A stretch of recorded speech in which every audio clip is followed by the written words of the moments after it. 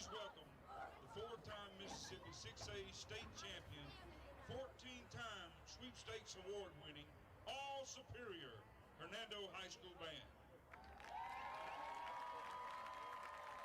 Tonight, the band will be performing selections from their 2023 show, Vintage 23. Ladies and gentlemen, the 2023 all-superior Hernando High School Band.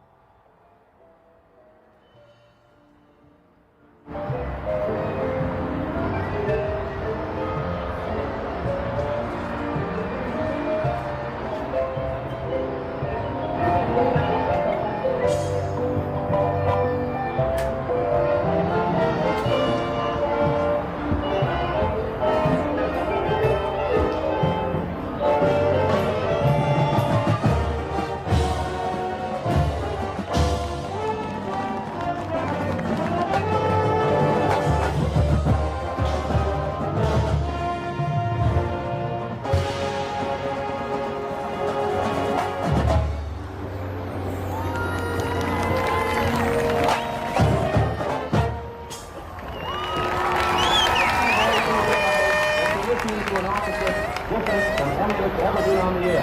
Every piece you'll hear this evening is specially arranged just for us.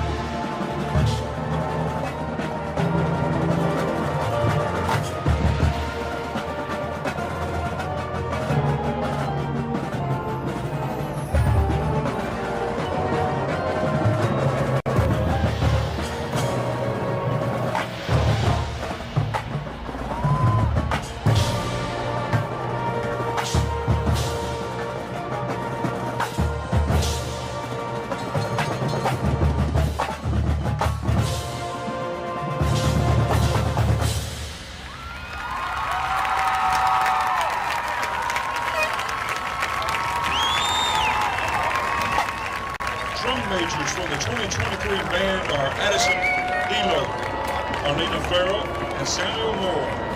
Directors for the band include DJ Fitzgerald, Tyler Harris, Lynn Kelo, and Joseph Quinley. Additional staff include Jeremy Driver, Mason Hill, and Jacob Lawson. Your award-winning Hernando band would like to thank the following gold and platinum level sponsors for making competition season possible. I'd like to thank Sonic of Hernando, TNT Trucking, Sunrise Builder Supplies, Signs and Stuff, Coldwater Animal Hospital, Mr. Bruce Pruitt, SDR Trucking, Center Stage Dance, and Montgomery Plumbing. Ladies and gentlemen, thank you again for the 2023 Hernando High School Marching Band.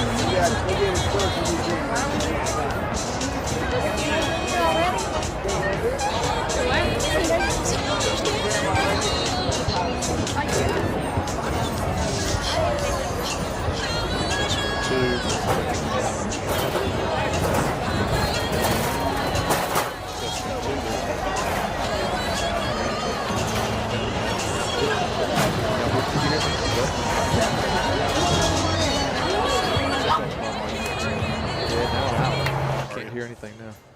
All right. Is it the? Let me get my bag out of the way.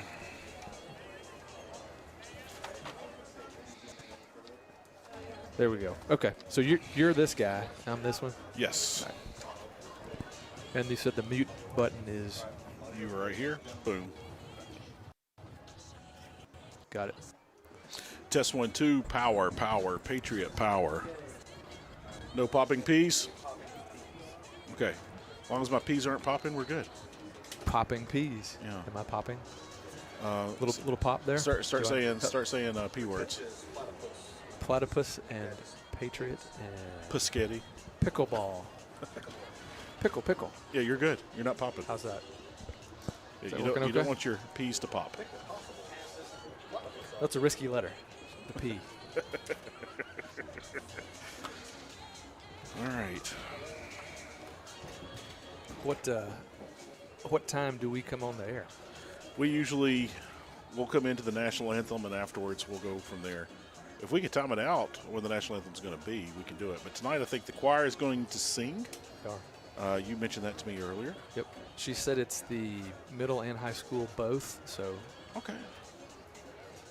And do we go by choir? Do we go by chorus? Do we go by choral? Do we go by... You know what we go I by? don't know who's who down there.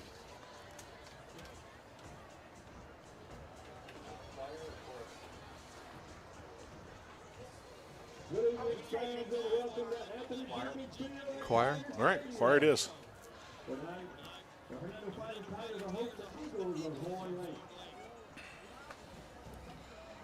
So Here. 23-24 homecoming.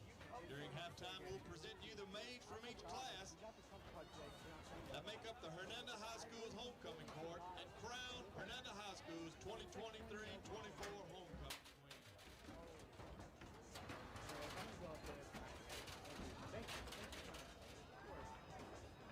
The superintendent, principal, athletic council, and student body of Hernando High School extend a cordial welcome to each of you and are pleased to have you in attendance with us this evening. I'd like to take a minute to remind you that the Mississippi High School Athletic Association prohibits the possession of firearms and the use of alcohol, tobacco products, and electronic smoking devices on all school property. We ask that you help make the game enjoyable for everyone in attendance by refraining from derogatory cheers, abusive language, or actions towards players, game officials, or other fans around you. Violations of these policies leave you subject to ejection from the stadium and school property.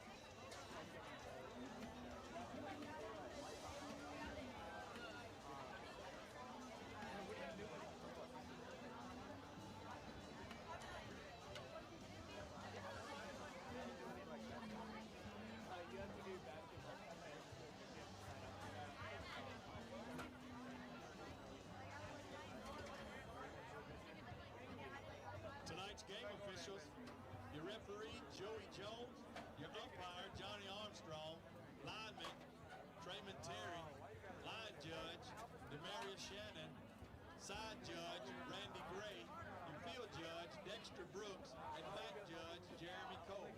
Tonight's game officials.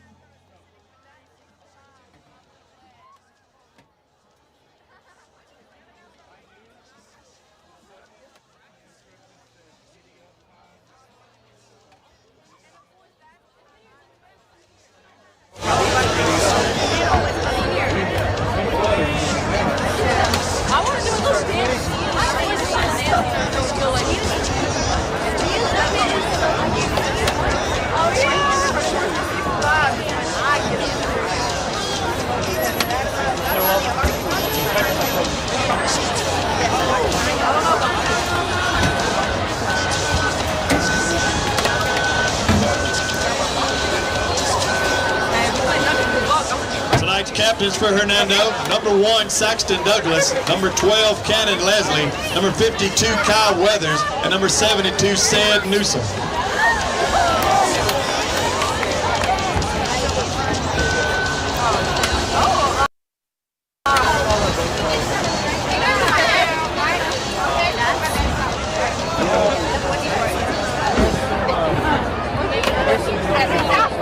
Ladies and gentlemen, at this time we ask that you stand, turn your attention to the stars and stripes in the north end zone as we pay honor to America, our flag, and those who have sacrificed for the freedom we cherish this evening as your Hernando High School choir sing our national anthem.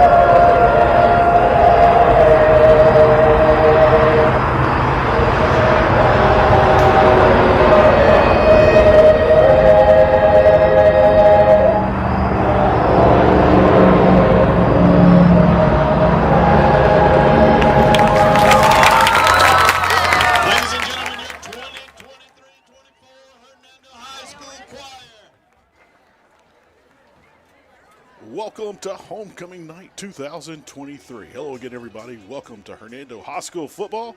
I'm Heath Hopkins. Along with me is Brian Ray. Brad Bush has the night off as he is attending the Liberty Bowl game with the University of Memphis Tigers and the Tulane Green Wave. But tonight is homecoming here in Hernando. Packed house here on the home sideline. Lots of old faces, lots of new faces, lots of fresh faces, and we look forward to bringing you football action. Again, it's homecoming 2023. We want to thank the middle school and high school choir for giving us our national anthem. The girls are in their dresses in the end zone, and it's time to tee it up with Friday Night Lights. Right now, I want to introduce you to Brian Ray. Brian is going to be joining us in the broadcast booth tonight, bringing you Hernando High School football. Brian, we have a fun matchup tonight, a district matchup, if you will. Here we go. Horn Lake coming to town. It's been a fun week. I know a lot of homecoming activities have been taking place all week long. We had a parade last night, had floats to design and build, and dress-up days, and all kind of fun stuff. Now it's time for some football. Glad to have this chance to do it with you, Heath. Just looking forward to it. Good to have a good matchup here. Captains are about to shake hands, and we're going to get the coin toss, looks like. Well, the Tigers last week with their win went 1-0 in district play. They sit in first place right now. Horn Lake coming in. It'll be another district game, cross-county rivalry as these two get ready to meet up. And it's not the first time these two have met.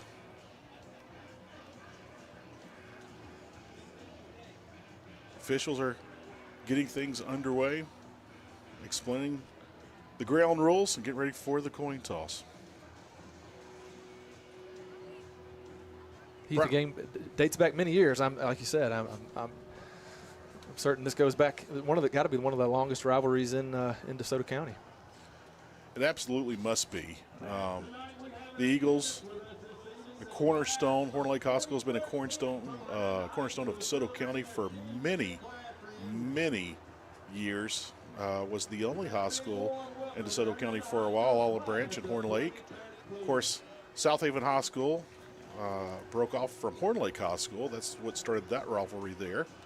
And then, of course, from South Haven, things have broken off with DeSoto Central, and then with Horn Lake as well, Lake Comrade. Oh. So Horn Lake has been divided into twice over the years. All right, here we go. So Hernando won tonight's toss. They will defer to the second half, so that means the Tigers will kick off, and they will defend the south end zone. So here we go, Brian. We're getting ready for Friday night activities. The Horn Lake Band is here.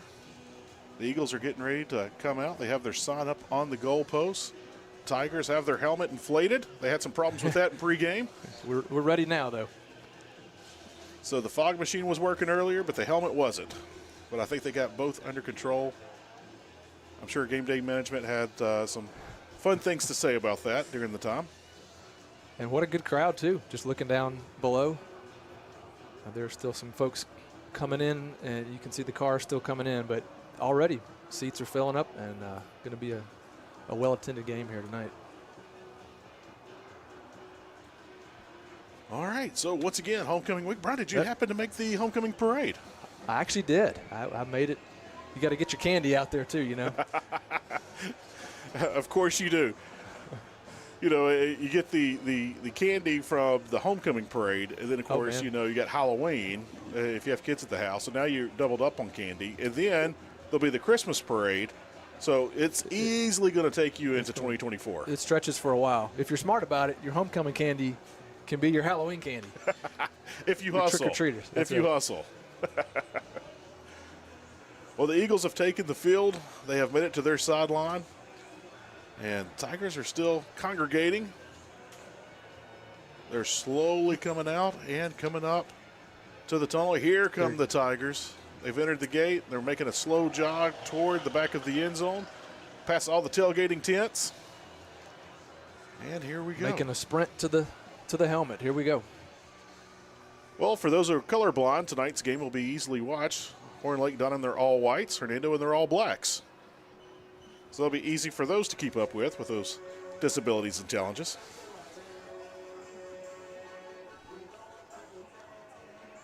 And the theme music is playing. I see some smoke. The fog machine is working. The helmet's still inflated. And Tigers are still pouring in.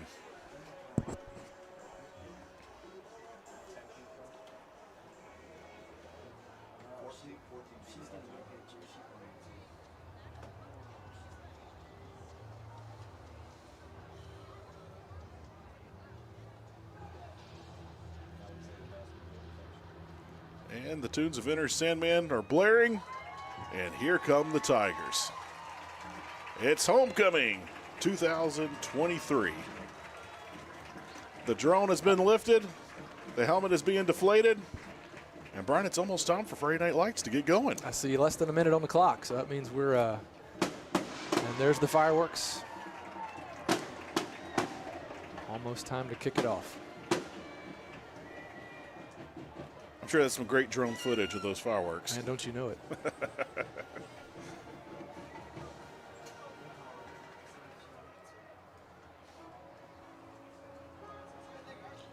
All right, here we go.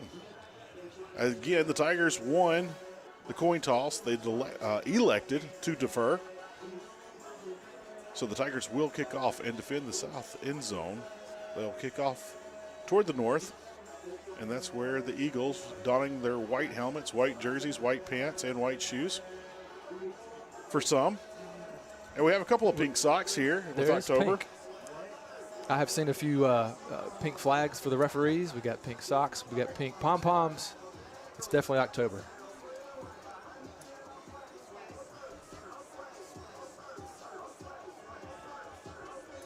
And aren't we glad for it? A couple weeks ago, the heat left us, and I think we should have a beautiful night for football.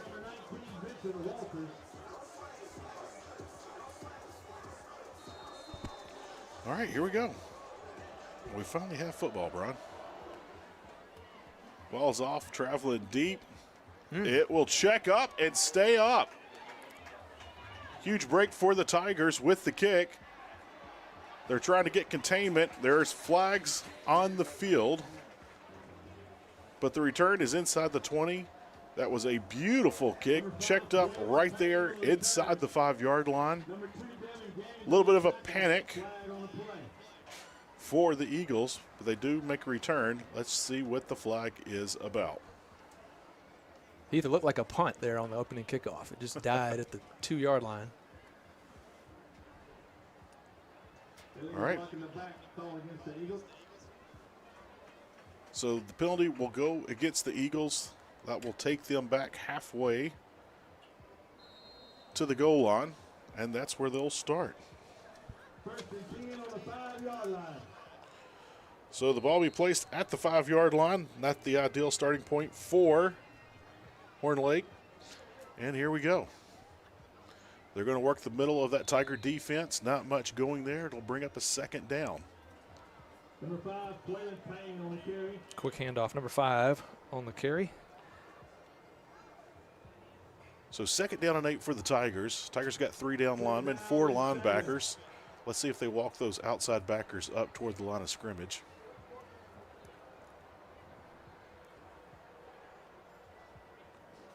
And here we go.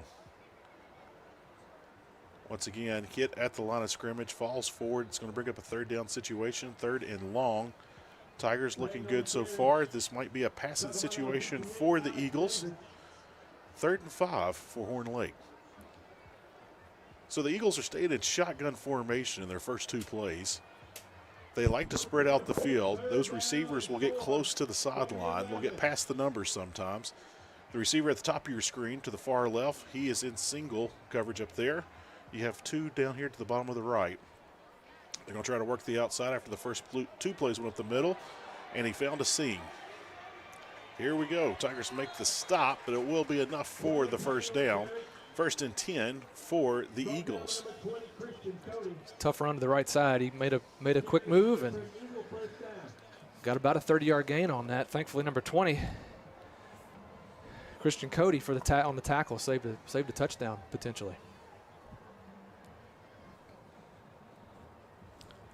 Taking the ball game for the Tigers, Meyer Maddox comes in at safety. Once again, 3 down linemen for the Tigers. Staying in that 3-4 defense. Again, Horn Lake going to try to run off tackle. Met at the line of scrimmage. Small pickup, 1.5, we'll call it 2. Great stop. Hallis Lawson read that one, came up with a tough tackle there. Very, very short gain. Gain of what, 1? A couple yards? Mm-hmm. 2-yard gain, 2nd down and 8 on the 43.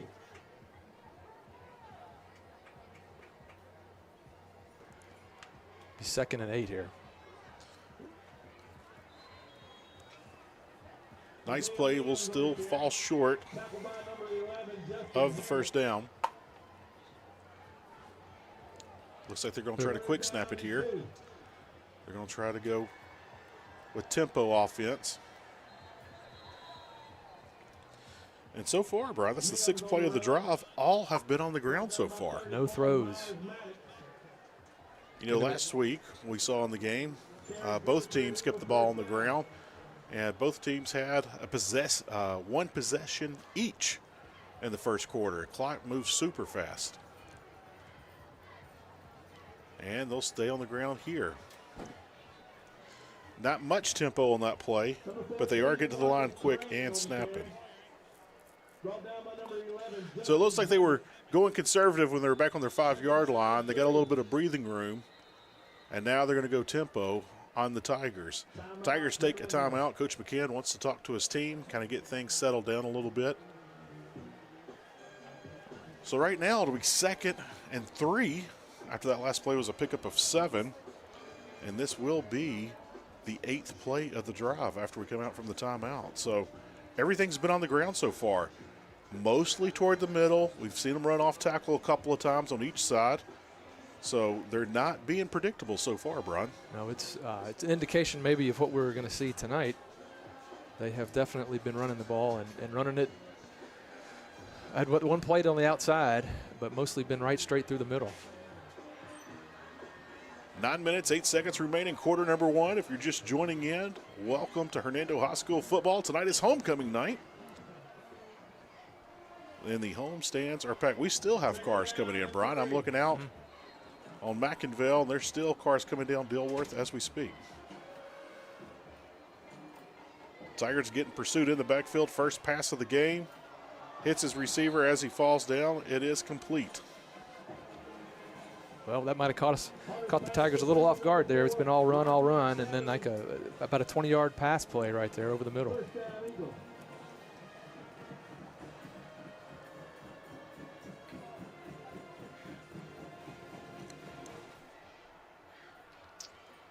Matt right there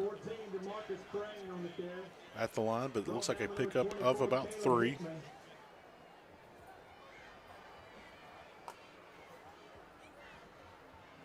Eagles have been successful. They started this drive at the 5-yard line. They're now in the red zone. Looks like they're on the 15-yard line. We're going to see our second pass of the evening. And nicely played there by the Tigers, knocking it down. And we got a 3rd and long situation. We saw that on the 3rd play of the game. We saw a big run over the right side. Let's see what the Eagles have here. Well, that was a great play. Christian Cody again almost had an interception, I thought, on that one, but great job getting his head turned around and finding the ball and knocking it away. 2 receivers to the right, 1 receiver to the left. Tight end in motion coming to the right side. Tigers are in the backfield very quick on that. So they shoot the gap, they get through. Met at the line of scrimmage, 4th down play. I got a great feeling the Eagles will go for it here. I do not see a kicker coming onto the field. So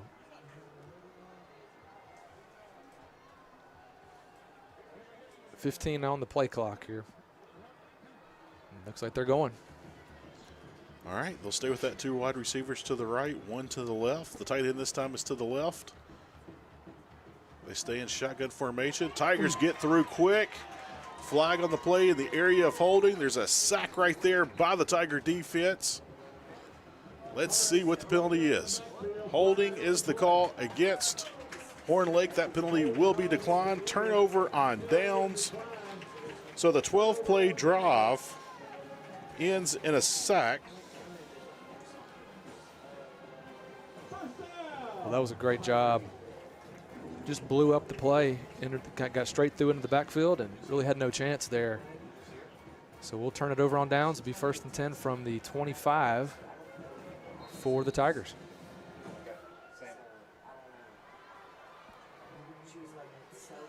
All right, Tigers come out.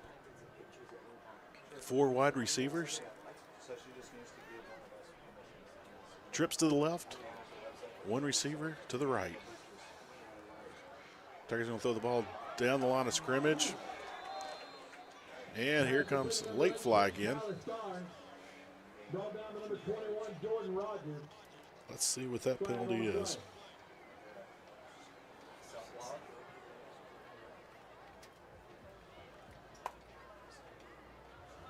Waiting on the indication from the white hat.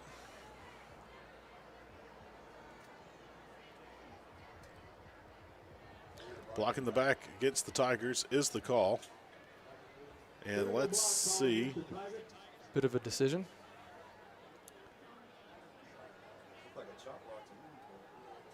It looks like the Eagles are going to accept the penalty, so it will still remain 1st down. And here we go. So that'll be a 10-yard penalty. The ball will be spotted right there close to the 15-yard line. Not being technical, but it looks like he marked off 9 yards on that penalty, not 10.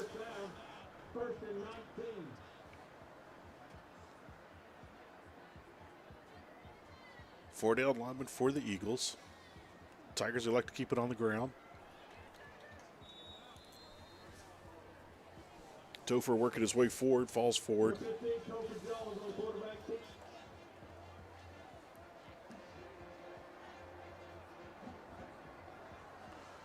All right. So that was the official 1st down play. Now it'll be second. Second and about 13 for the Tigers. Horn Lake going with a 4-3 defense. 4 down linemen, 3 linebackers. Pass out of the backfield, falls incomplete. It'll bring up a third down situation, 3rd and long for Hernando. Quick little fake handoff there and an overshoot off to the right side.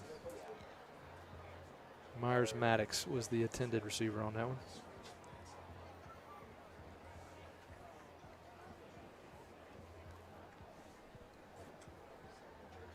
All right, so trips to the right, 3 receivers, 1 down low to the left.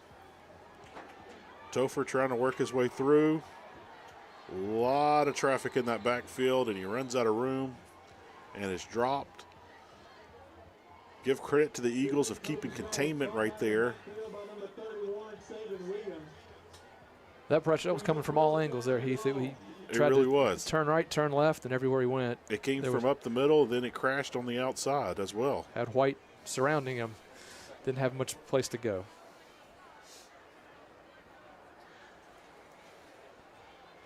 Looks like a punt will happen from within our own end zone on this one. Low kick, might take a Tiger bounce. It does. Ball fielded at the 48-yard line. Little bit of daylight. Flags come in from everywhere. Multiple flags. 2 pink flags, a yellow flag. And a towel. Brought down by 15, Coach Jones, flag on the play.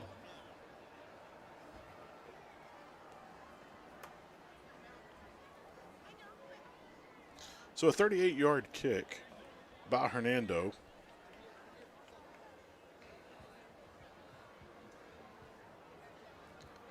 It was returned inside the 30, but there is a penalty against Horn Lake.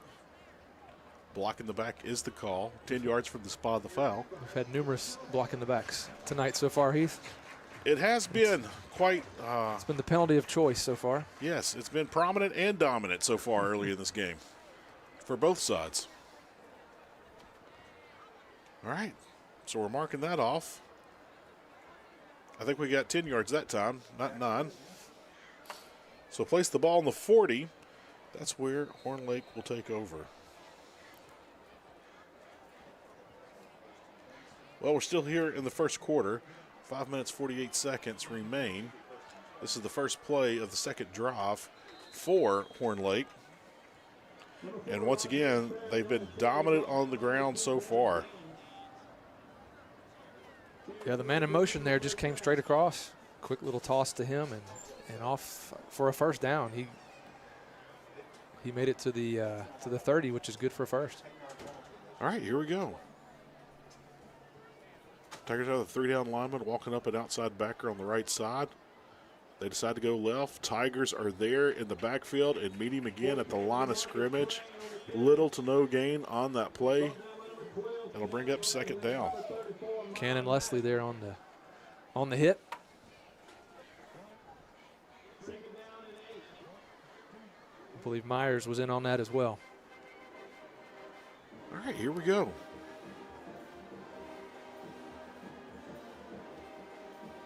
Four wide receivers, 2 to each side. Twins to the left, twins to the right. One running back in the backfield. They go to him. He goes straight up the middle. Small pickup on the play, pickup of 3 on the play. That'll bring up a third down, 3rd and 5 for the Eagles. It was a tough little run. He bounced off of a tackle there and kind of fell forward.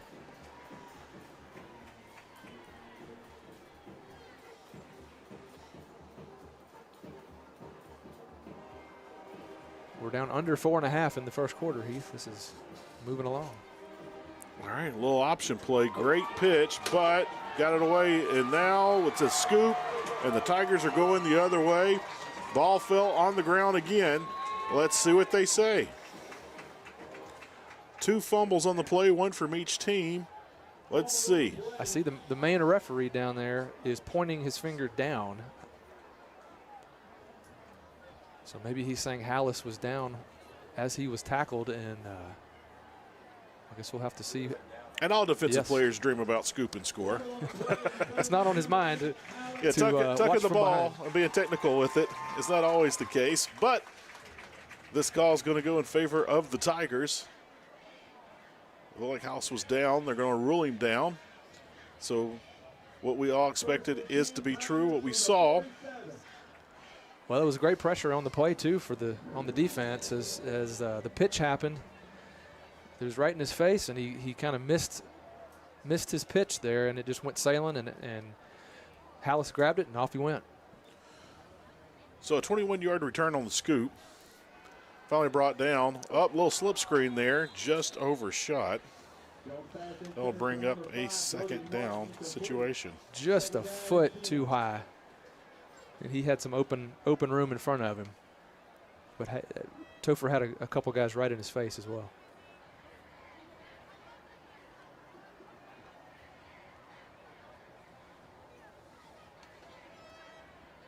All right, here we go.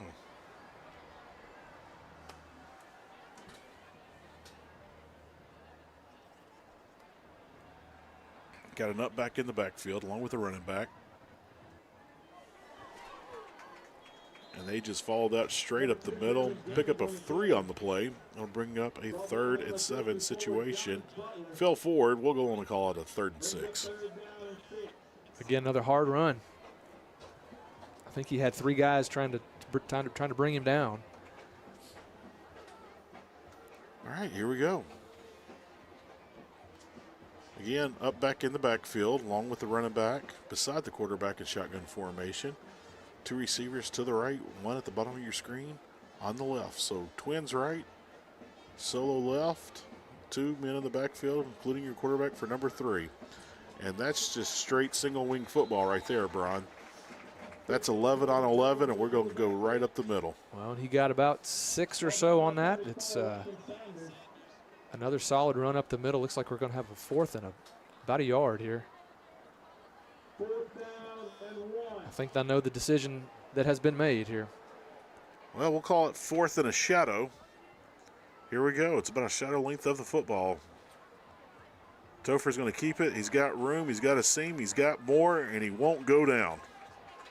Still grinding his way forward. Boy, the left side of that line just had a enormous hole there for Topher to follow. Yes, left side of the line dominated the line of scrimmage on that play, without a doubt.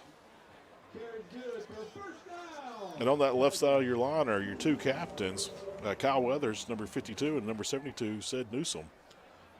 So your 2 captains right there on the offensive line on the left side making leadway. That was a great job.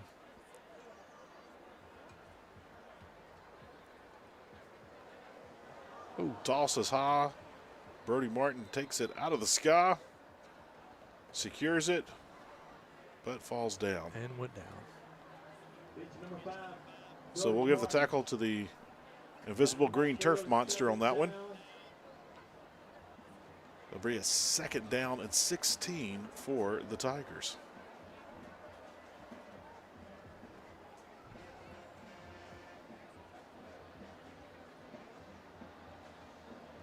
Orange Lake got 3 down linemen. They run that 3-4 scheme. Correction, they got 4 down linemen. They're running the 4-3 scheme.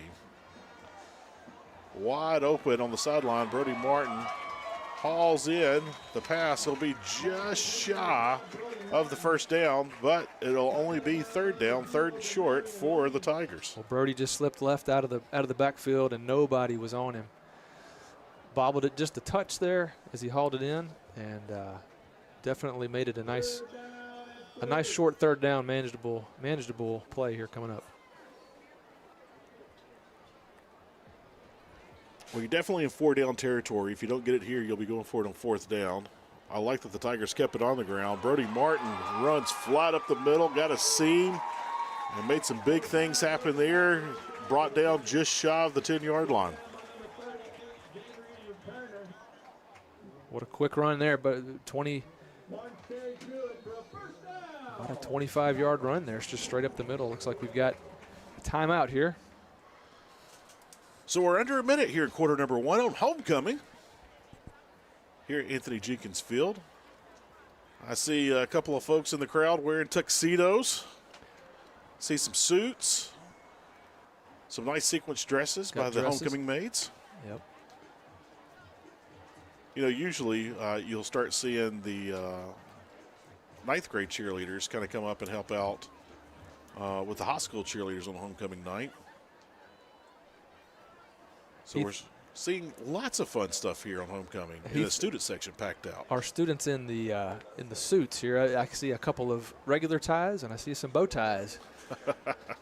What is your tie of choice?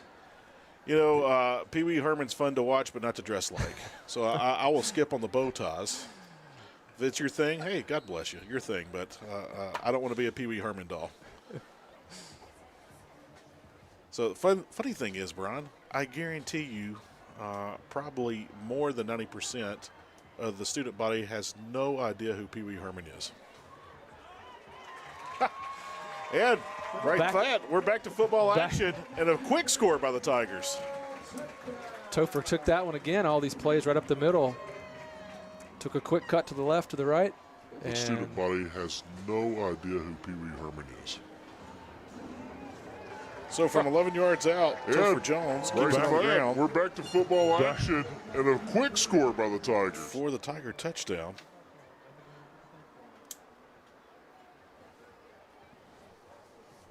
And here we go. The snap, the hold, and kick are all good. The snap by Kenan Leslie, the hold by Tyler Starnes, and the kick by Will Usselton are all good. And 49.7 seconds remaining, quarter number one here on homecoming 2023.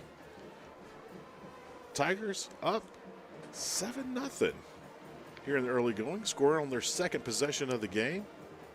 And, you know, Brian, it's got to be a little bit frustrating for the Eagles. They have looked great moving the ball on offense. Their first drive started on the 5-yard line, made it all the way inside the 20, came up short, went for it on fourth down, nothing happened. They got a great field position on their second drive. It came back on a block in the back call on the punt, but then they got another drive, got it going. They were looking great on that drive, went for an option play, bad option, scooped up by the Tigers. That turnover has led to 7 points. So that's where we are. Hernando 7, Horn Lake no score. It's been an action-filled first quarter so far. A lot of exciting plays. All right. Ball taken. Had a little daylight up the middle. Great return for the Eagles once again, making it up to the 40-yard line. That's where they'll take over. We might see a play or two here before we run out of time here in the first quarter.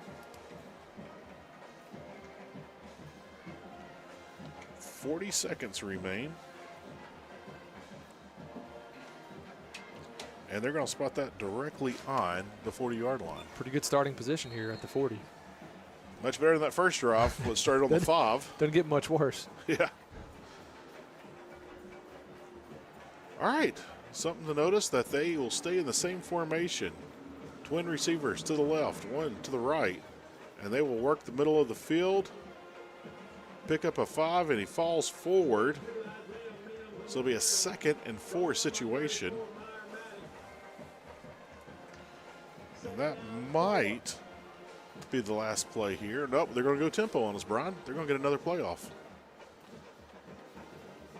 Tigers were ready on that one, and they'll get a breather here. I don't know if they can get a playoff here in 14 seconds, but we are going to see. Looks like that's gonna be it for the quarter. All right, we're under 5 seconds.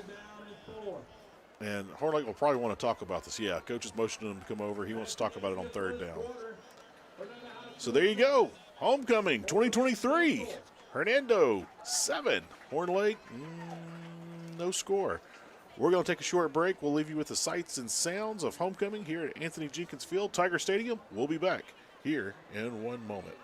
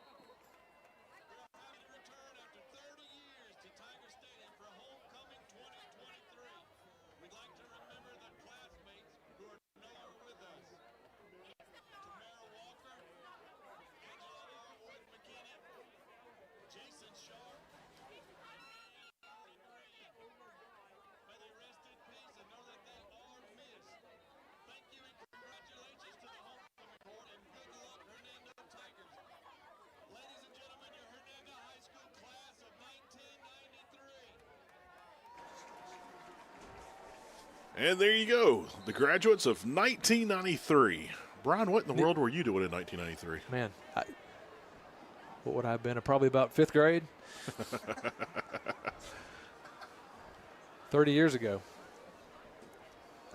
Swing pass out to the right side, dropped immediately. Great defense by the Tigers. Only a pickup of 1 on that swing pass. That was a beautiful pass, beautiful route. Looked nice.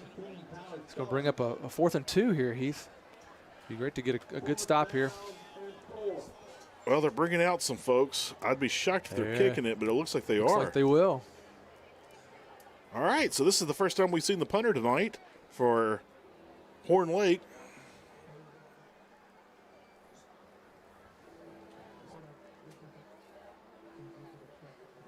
Looks like this is number 49, Joseph Madrid, here on the punt. Snap is high, but he pulls it down out of the sky, gets it off end over end kick. And depending on your special teams coach, it's either red, red, red or Peter, Peter, Peter. But both mean get away. Brody looked like he wanted it on that one. He was sure eyeing it. Probably made a wise decision to back away and let it die there. So the ball's at the 22-yard line. That'll be a 34-yard punt for Mildred. Looks No like return. The referees are having a discussion about something here. Interesting to see what.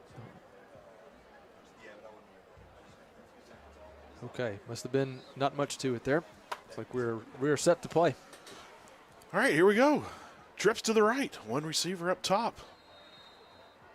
One running back in the backfield along with the quarterback. So here we go. Tigers are going to keep it on the ground. That's more of a single wing play right there. Working his way. Make space, run to open space. Nice pickup for the Tigers. Look at a pickup of 4 for the Tigers. It's like a run all the way. Made it to the left side and picked up about 4 there. Somewhat of a clean ball game. We've had a couple of drives with no flags. We've had a couple of drives with many flags. Man in motion for the Tigers. And here we go. Tigers keeping it on the ground, straight up the middle. Bring up a 3rd down situation, pick up of 2 on the play. Bring up about a 3rd and 5 situation. Brings up 3rd down and 5.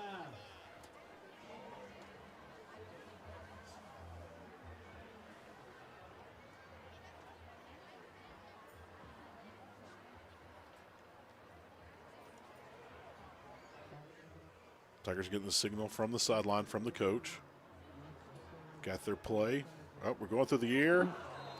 Nice pass, a little too much pepper on it. Fall just incomplete.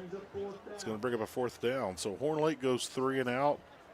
Hernando follows it with their own 3 and out. And we're going to have a punting situation for the Tigers. Looks like that pass was just a little behind Tyler Starnes there. He had some room in the middle if they could have hauled that in. Looking at the flag in the end zone, the American flag is standing still. So no breeze in the air currently. Nice kick, high above the lights. Takes a little bit of a Tiger bounce.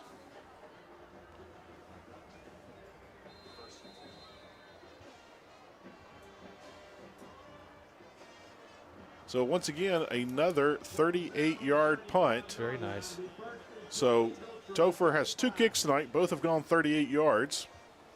That one was way up there too, Heath. Yes. Allowed everybody to get back underneath it. The first punt was a little low, and there was a big return, but that came back with a block in the back against Horn Lake. That one there, not low at all. Plenty of height with that kick. The Tiger defense was able to get downfield, cover the kick. So here we go, 1st and 10 for the Eagles here at the 35-yard line. They're going to run that little swing pass, ball on the ground. Don't know if that was a backwards pass or not, but he picked it up and he's gotten loose, Brian. Man, I sure thought that was a incomplete pass. I did too, but I guess it never heard a went whistle. backwards. I'm looking at the Hernando coaches. They're talking to one of the officials, thinking that it was a backwards pass. Falling on deaf ears. How about that? Well, I sure thought he dropped that for an incomplete pass. They're still talking about it here. They have already moved the chains. Well, we can tell them here from the booth, the drive started at the 35-yard line. Yeah, that might be one of the things that they're talking about down there. Like, hey, we already moved the chain. Sorry. But we got to keep on rolling here. Yeah. All right, they're pointing to something. The clock's The moving. play clock, I think, was stuck on 0 there. So, yep, now they put it back to 25, and All here right, we go. here we go.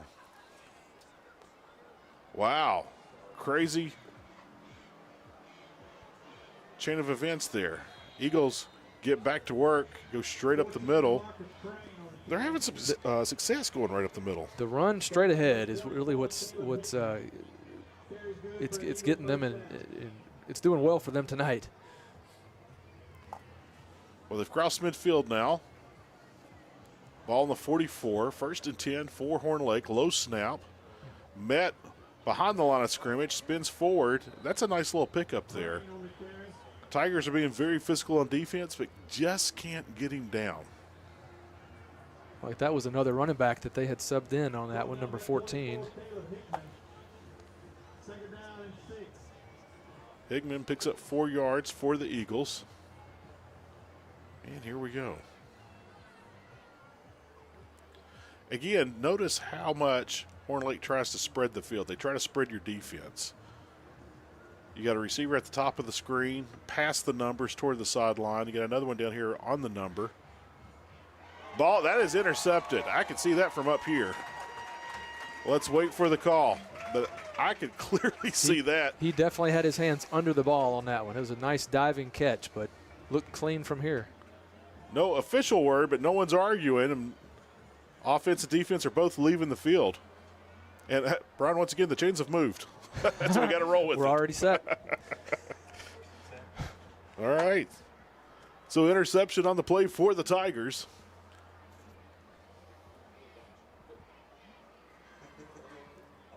It'll start at the 29-yard line. Heath, I look across and I see a TV under the tent on the Horn Lake side over there. Interesting. Well, you can't get enough of SpongeBob SquarePants, right? Must be. All right. We're going to run toss right. Oh. Big hit there. Brody bounces right back up. Brody football has had more than his fair share of licks. I'm sure that did not intimidate him in the slightest.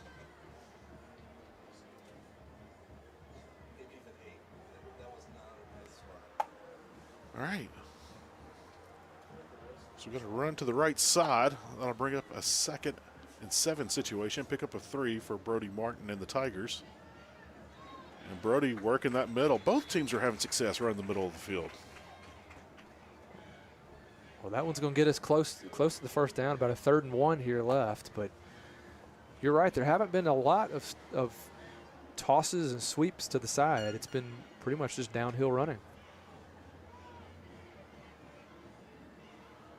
Wouldn't be shocked if the Tigers kept it on the ground and worked the middle again. Let's see what happens. Yeah, that's exactly what we saw, but we got a whistle. Looks like they're calling illegal procedure against the Tigers. So a false start by the Tigers. That'll push them back 5 yards, and that penalty is costly. You're at a 3rd and less than 1, and now you're at a 3rd and a long 6.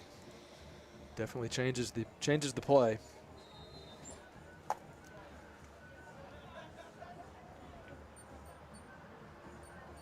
Let's see if the Tigers decide to keep it on the ground and work that middle.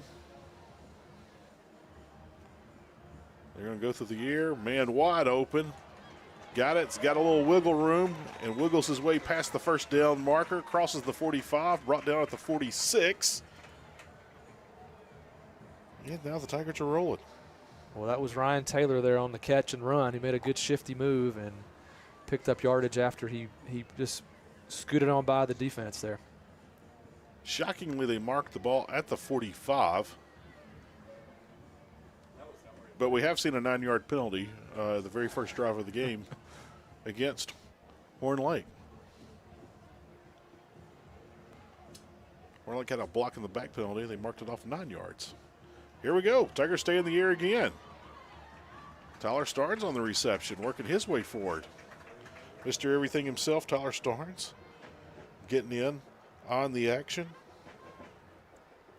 So back-to-back passing plays for the Tigers. That's the first that we've seen that tonight. Yeah. Let's see if the Tigers choose to stay in the air again. And both were to the outside. Yes. Quick tosses out there. 2nd and 4 here, looks like. I will say that line is very tight on the defensive side of the ball right now for Horn Lake. Very tight. And the Tiger offensive line just have their way and move forward. That will move the chains. Looked like Devin there just kept his feet moving. So that was the 5th play of the drive. 3 running plays, 2 up the middle, 1 to the right. The other 2 were pass plays to each side. See what the Tigers have here for play number 6 on this drive. And they're going to go with that quick pass again. Tyler Starnes with the reception, works his way forward. About a pickup of 7 for Starnes. Did a good job there, Heath, at the end to hold on to that ball. They were definitely coming to try to rip it away. Well, 50% of these plays have been passes on this drive. 50% have been on the ground. The late Mike Leach would say that was 50% smart and 50% stupid.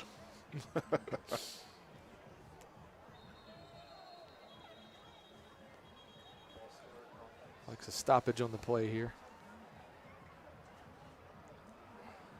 Oh, goes against the Tigers.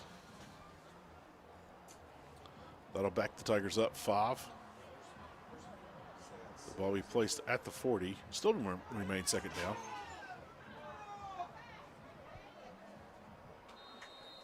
Fans are calling for the penalty. They thought they marked off 6 yards.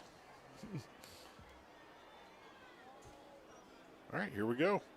Keeping it on the ground, work in the middle. Devin Gaines getting in on the action on offense. Again, trying to follow his lead blockers straight up the middle. Looked like Devin got more yards than that. I don't know if we're having a situation of spotting the ball or not. I want to keep an eye on it, see what's going on. All right, here we go. 3rd and 4 situation.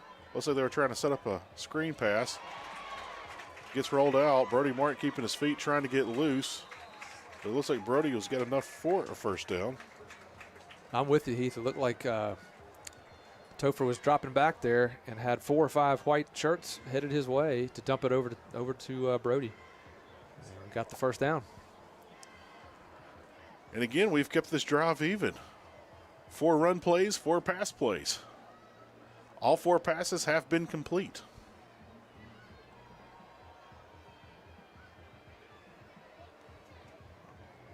Brody met in the backfield, dropped. Like a quick counter play on that one, and that one didn't go anywhere.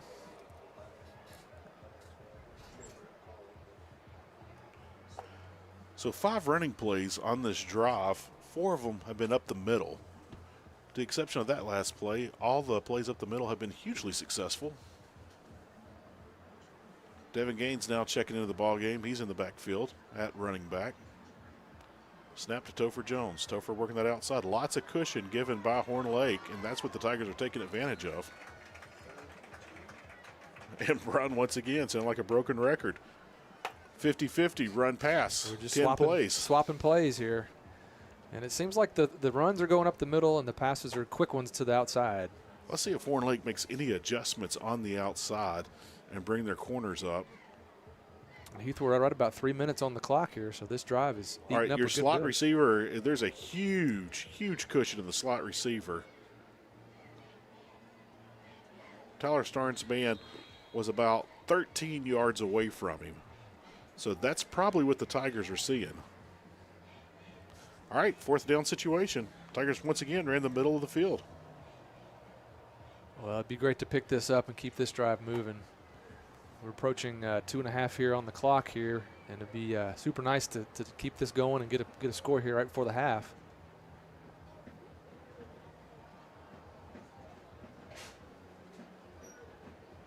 We got a blitz coming, safety blitz.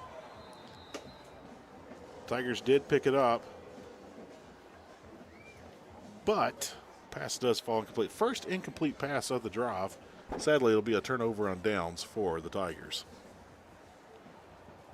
So the 12-play drive stalls out. They're inside the 30. 2 minutes, 20 seconds remain here before halftime. Heath, I see the band is making their way around the end zone. Looks like halftime festivities will be coming our way shortly here with the homecoming introductions.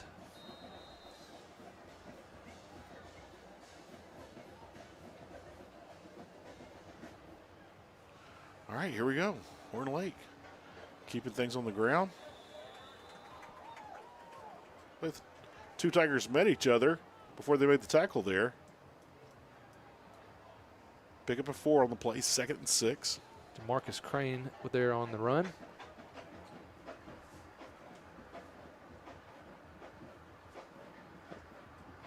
Ball is caught, met immediately. They'll bring up a 3rd down situation. That was a nice tackle there by Ryan Taylor. Hit him immediately, didn't let him get away. All right, 3rd down. Big play here for the Tigers. They could get a stop and a timeout. They could get the ball back, make something happen before halftime. Let's see what happens here.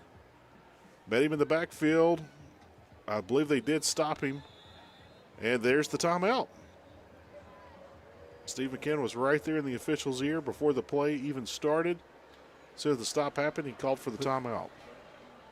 Looks like gave him the 1st down on that one. Oh, did they really? I'm with you. They stopped. Well, the clock is running. The clock is running. Wow, we really got to watch where they're spotting that ball.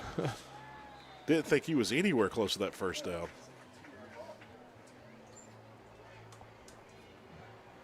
Again, those chains were moving, so they follow. Yeah, that's right. If the chains move.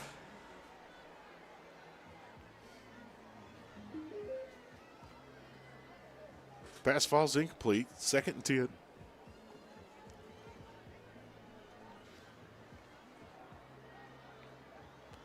Man in motion. Here we go.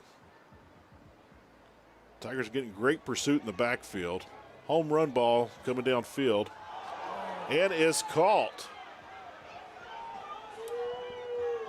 A lot of hand fighting on that one. That was a. They were pushing and shoving a little bit on that. Looked like it could have gone our way, but he came down with the long deep pass. Now they're ready at the line, ready to go. Run right up the middle, got tripped up. Shoestring tackle, saves a touchdown.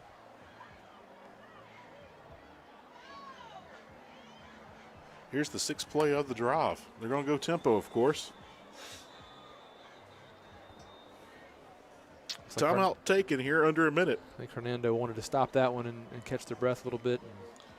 Kind of reset. 51.2 seconds remain before halftime.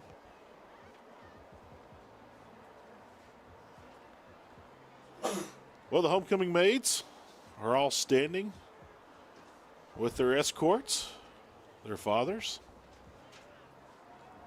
They'll be making their way toward midfield here shortly. Plenty of halftime activities will be happening here shortly. I'm sure we'll have the football toss to start off halftime like we do each week.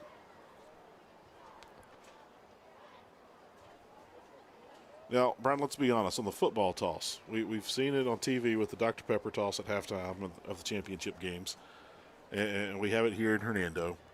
But it's 10 yards. How many passes do you think you can get on that? Would you do the chest pass? Would you cheat and do the chest pass like a basketball pass? You always think you would do better than the people that are doing it, but I'm sure there's pressure.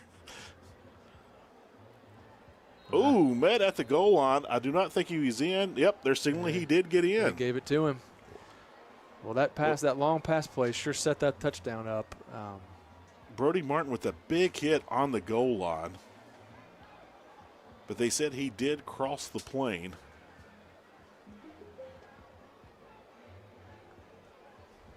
Now, the special teams from Horn Lake, I wonder if they can be adventurous. Let's watch the snap here and see what happens.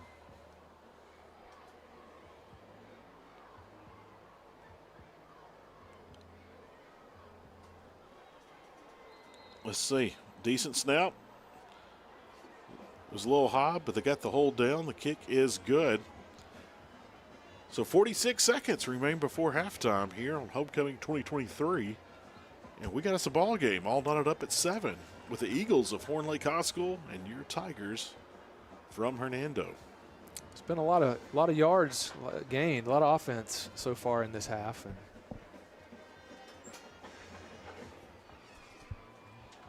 And with 46 seconds on the clock, we'll see what Hernando can do here.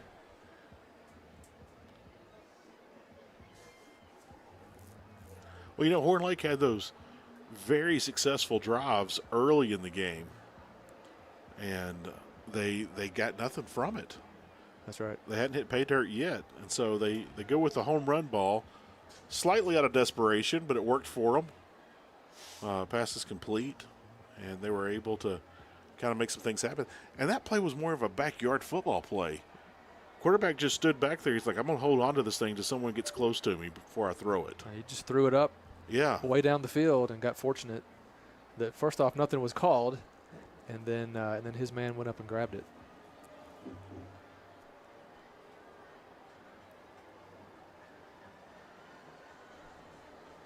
All right, here go the Eagles teeing it up. If the Tigers get a big return here, they'll try to make something happen here before halftime. If not, I'm sure they'll be conservative and kind of run the clock out. Kick received at the 5-yard line, and here we go. Trying to make something happen. Got hit just past the 20 and dropped.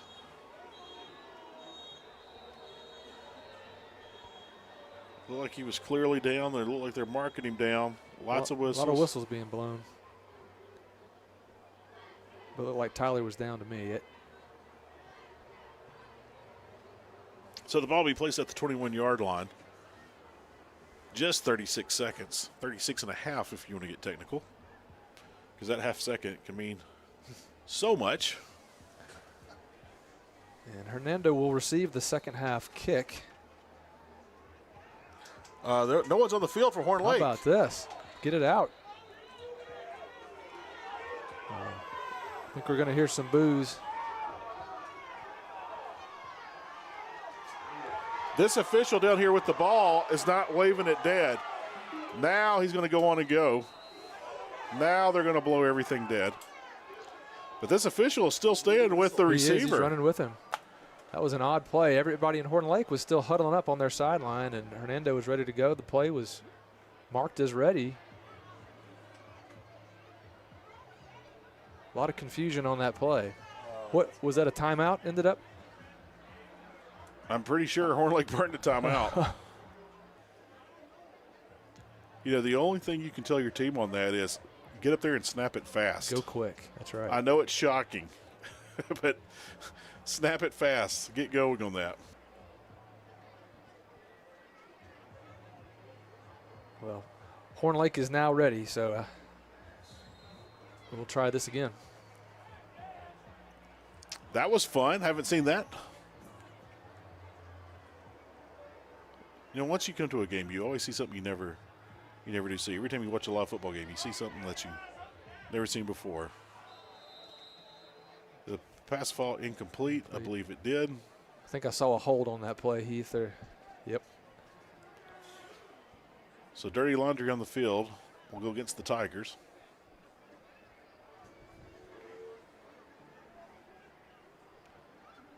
Brian, I do not know the battery life of that drone, but it hasn't moved the entire game. It is still right there. How about that? So, stationary. Yeah, quite impressive. I'm sure it's filming up there.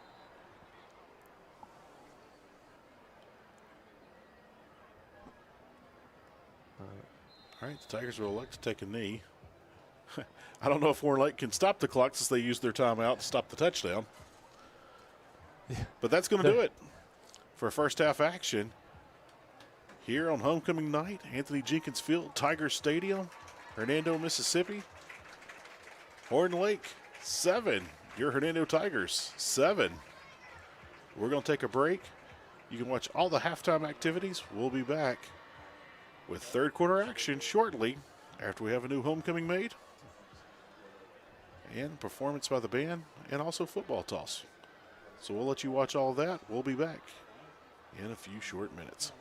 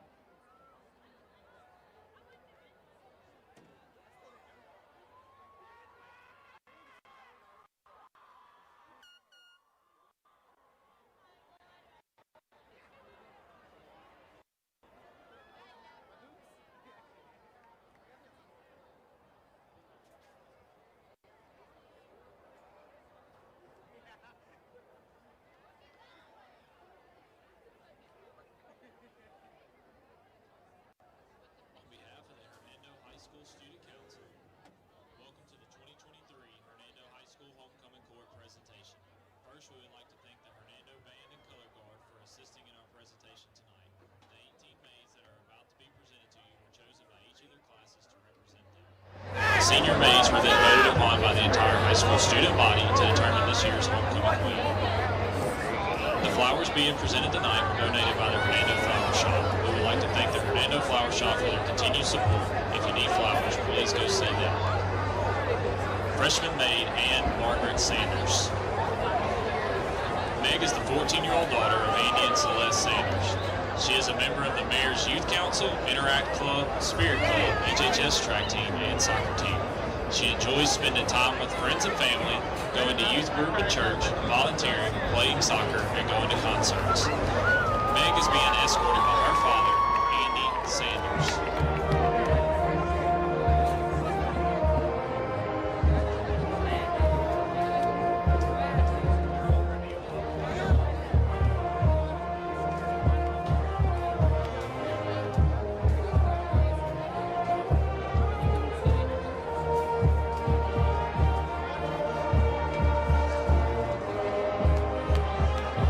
Flowers are being presented by Harris Wyatt, the son of Andy and Melissa Wyatt Sharp, freshman maid Ann Margaret Sanders. Freshman maid Eason DeVant Goss. Eason is the 14-year-old daughter of Jim and Ann Goss. Eason is an HHS cheerleader, freshman class vice president, and member of the Student Council, Junior Auxiliary Crown Club, Interact Club, Spirit Club, and page to the House of Representatives. She enjoys tumbling, attending Hernando Methodist Church, youth group, and going to Ole Miss football games. Easton is being escorted by her father, Jim Goss. Flowers are being presented by Samuel Henry Lynch, the son of Josh and Natalie Lynch. Freshman maid, Easton DeVant Goss.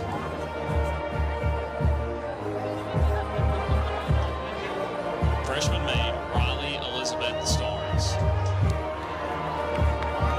Riley is a member of the Mayor's Youth Council, Junior Auxiliary Crown Club, Interact Club, Spirit Club, and involved in the pep rally and float committees for the class of 2027. She enjoys horseback riding, volunteering at school and in the community, and hanging out with friends. Riley is being escorted by her father, Eric Starnes.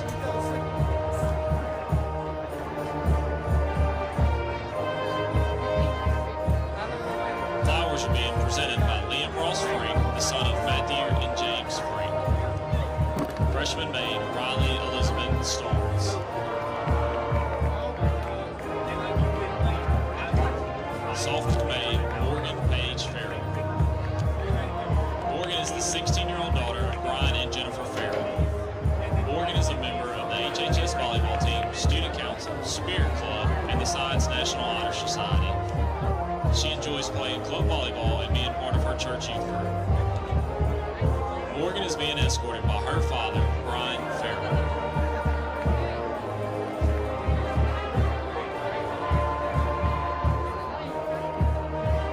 Flowers are being presented by Hayden Thomas, the son of Justin and April Thomas. Sophomore maid, Morgan Page Farrell. Sophomore maid, Eva Elizabeth McAlexander. Eva is the 15-year-old daughter of Preston and Meredith McAlexander. Is on the HHS tennis team, member of the Interact Club, Spirit Club, Junior Auxiliary Crown Club, Key Club, and the Mayor's Youth Council, and the Hernando Hills Mentor Program. She enjoys attending church youth group, shopping, reading, hanging out with friends, and traveling. Eva is being escorted by her father, Preston McAlexander. Flowers are being presented by Gavin Walker, the son of Isaac and Darla Walker. Sophomore maid, Eva Elizabeth McAlexander.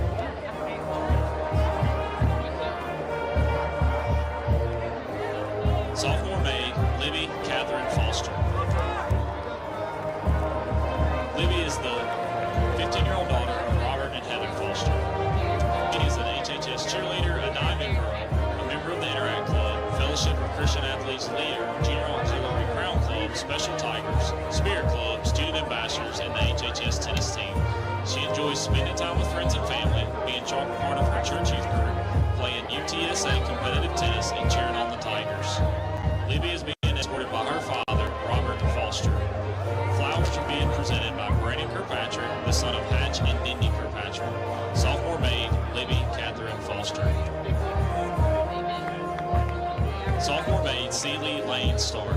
Celie is the 16-year-old daughter of Randy and Annette Stark. Celie is an HHS cheerleader, a member of the Interact Club, Key Club, Special Tigers, Diamond Girls, and the Junior Auxiliary Crown Club. She enjoys hanging out with friends, tumbling, working at Connection, and spending time with family. Celia is being escorted by her brother, Cashin Stark. Flowers are being presented by Cole Callum, the son of Marion and Tiffany Callum. Sophomore maid, Celie Lane Stark. Junior maid, Kennedy Grace Dennison. Kennedy is the 17-year-old daughter of Matt and Sarah Dennison. Kennedy is an HHS cheerleader, a member of the Key Club, Interact Club, Rho Kappa, National Honor Society, Diamond Girls, and Science National Honor Society. She enjoys cheering, coaching gymnastics, and painting. Kennedy is being escorted by her father, Matt Dennison. Flowers are being presented by Jack McCaleb, the son of Jason and Kim McCaleb. Junior maid, Kennedy Grace Dennison. Junior maid, Addison Grace Kramer. Addie is the 16-year-old daughter of Robert Kramer and Jessica Atkinson. Addie is a member of Fellowship of Christian Athletes Leadership, Diamond Girls, Rho Kappa, National Honor Society, Interact Club, Spirit Club, and Science National Honor Society. She enjoys painting and hanging out with friends. Addie is being escorted by her stepfather, Steve Atkinson. Flowers are being presented by Connor Couch, the son of Brian and Stacy Couch. Junior maid, Addison Grace Kramer. Junior maid, Isabella Ray Johnson. Izzy is the 16-year-old daughter of Kevin and Carla Johnson. Izzy is the junior class vice president and member of the Student Council, Interact Club, vice president of Junior Auxiliary Crown Club, Rho Kappa, Key Club, Mayor's Youth Council, Gridiron Girls, Diamond Girls, Spirit Club, Science National Honor Society, Superintendent Youth Leadership Council, and HHS tennis team. She enjoys playing tennis, painting, spending time with friends, going to church youth group, and supporting the Hernando Tigers. Izzy is being escorted by her father, Kevin Johnson. Flowers are being presented by Wilson Crane, the son of Matt and Heather Crane. Junior maid, Isabella Ray Johnson. Junior maid, Sophia Catherine Mashke. Sophia is the 16-year-old daughter of Steve and Paula Mashke. Sophia is a student council representative for the junior class, a member of Key Club, Interact Club, Diamond Girls, Special Tigers, and the Superintendent Youth Leadership Council. She enjoys playing the piano and tennis, reading, hanging out with friends, traveling, and spending time with family and helping out in the community. Sophia is being escorted by her father, Steve Mashke. Flowers are being presented by Matt Walton, the son of Justin Walton. Junior maid, Sophia Catherine Maschke.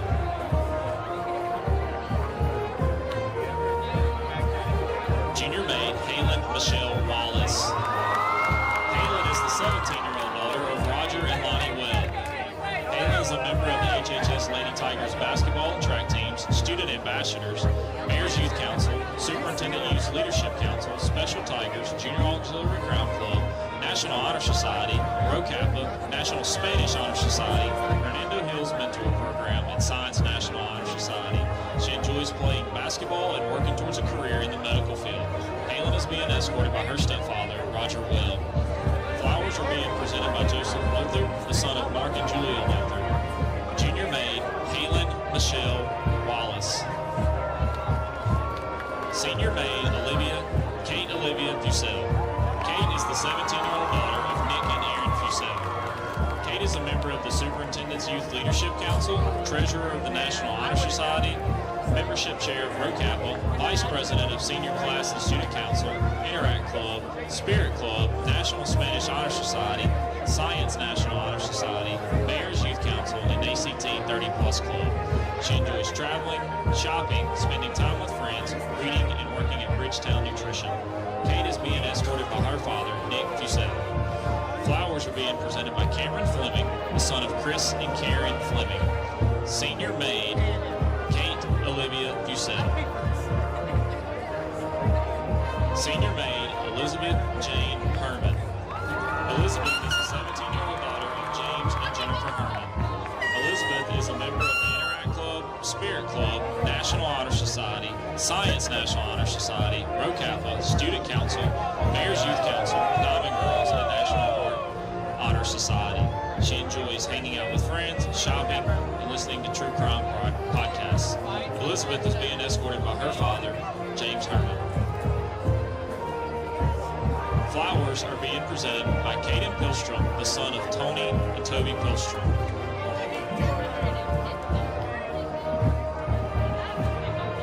Senior maid, Elizabeth Jane Herman. Senior maid, Leah Danae Rhodes. Leah is the 17-year-old daughter of Damian and Sharice Rhodes.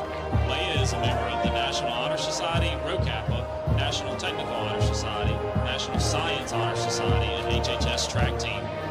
She enjoys vacationing, music, hanging out with friends, and community service projects. Leah is being escorted by her father, Damian Rhodes. Flowers are being presented by Javaris Pettis, son of John Hogan and Tabitha Pettis. Senior maid, Leah Danae Rhodes. Senior maid, Riley Isabel Jackson. Riley is the 17-year-old daughter of Neil and Eva Jackson.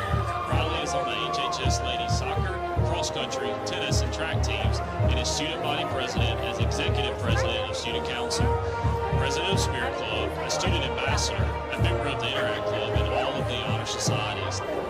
She enjoys running and working out in her free time and attending Hernando Baptist Church, but most of her time goes to everything she is involved in at Hernando High School. Riley is being escorted by her father, Neil Jackson. Flowers are being presented by Chris Wright, the son of David and Rachel Wright. Senior maid, Riley Isabel Jackson. Senior maid, Emmeline Sandler Smith. Emmeline is the 17-year-old daughter of Spencer and Julie Smith. Emmeline is captain of HHS ladies soccer team, secretary of National Honor Society, vice president of Spirit Club, president of Gridiron Girls, president of Junior Auxiliary Crown Club, a member of Interact Club, Goalie Girls, Science National Honor Society, and Mayor's Youth Council. She enjoys hanging out with friends, playing soccer, going to church at DeSoto Hills Baptist Church, and serving in the community in any way possible. Emmeline is being escorted by her father, Spencer Smith. Flowers are being presented by Evan Melton, the son of James and Jennifer Melton. Senior maid, Emmeline Sandler Smith. Senior maid, Lillian Grace Thompson. Lily is the 17-year-old daughter of Ken and Elaine Thompson. Lily is senior class president of Student Council, president of Student Ambassadors, president of the National Honor Society, president of Spanish National Honor Society, Society, a member of Rho Kappa, Superintendent Youth Leadership Council, Science National Honor Society, Mayor's Youth Council, Interact Club, and the Hernando Hills Mentor. She enjoys reading, going to Friday night football games, spending time with friends and family, shopping, and watching SEC football and Formula One racing. Lily is being escorted by her father, Kent Thompson. Flowers are being presented by Graham Weiss, the son of Victor and Elena Weiss. Senior maid, Lily and Grace Thompson. Crowning tonight's queen is our principal, Dwayne Case, and 2022 Hernando High School homecoming queen, Isabella Ray Brigman. Bella is the daughter of Bo and Angela Brigman and a 2023 graduate of HHS. She is currently attending Mississippi State University, majoring in biological science with a concentration in pre-nursing. After Mississippi State, she plans to attend Mississippi University for Women, the W, to continue her nursing degree. Bella is also a member of the Phi Mu sorority and campus outreach. Bella enjoys hanging out with friends and family, going to the lake, and cheering on the dogs. Once again, we would like to thank Hernando Flower Shop for donating all the flowers here tonight. Now, for what we have all been waiting for, Hernando's High School's 23 homecoming queen is Riley Isabel Jackson.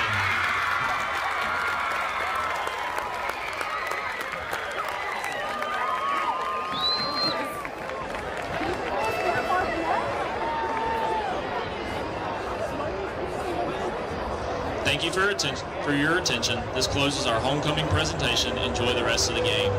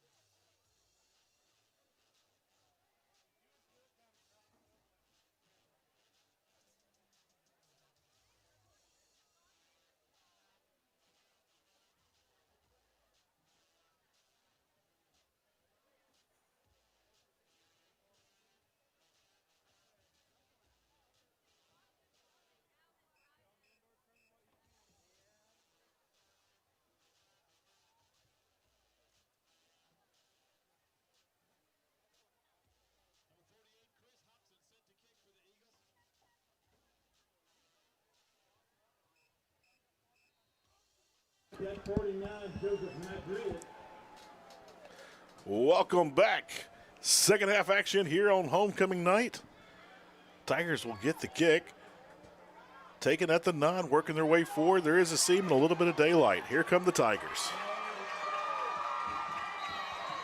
So wonderful start for Hernando. They cross midfield, and that's exactly what the Tigers needed. The momentum had kind of shifted. Tigers had most of it there in the first half. That crazy home run ball thrown deep downfield late in the second half kind of took the wind out of the sail for the Tigers. So big play to start the second half. I'll tell you, that was a line drive kick. We were able to return back. A couple of good blocks there at the end.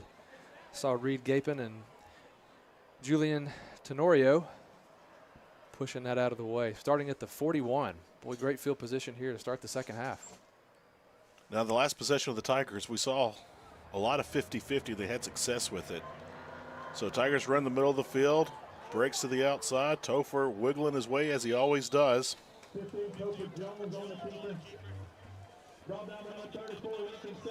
What a strong run to start the second half. A pickup of 8 there, almost 9.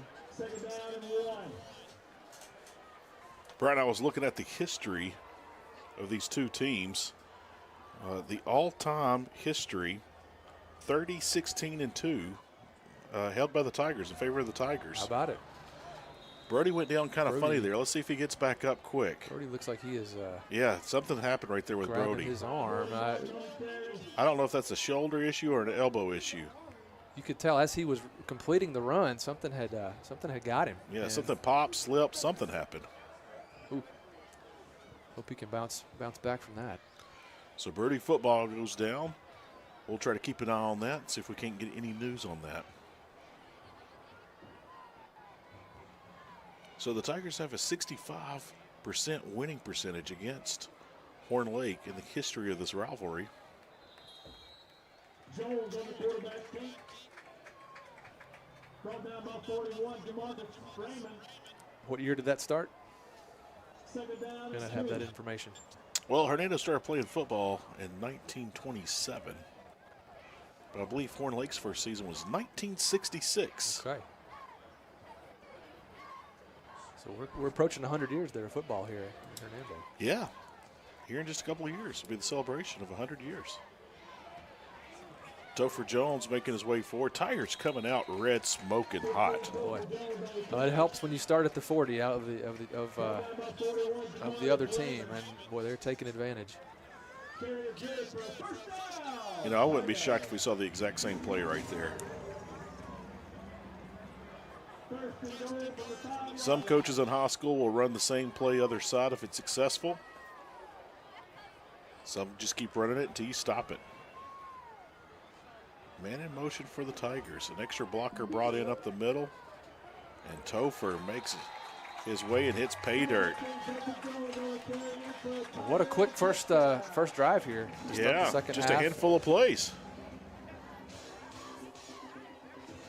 Just a handful of plays for the Tigers, all on the ground. Must have made a couple of tweaks and adjustments there at halftime and saw something that they liked and came out and executed well on that first drive.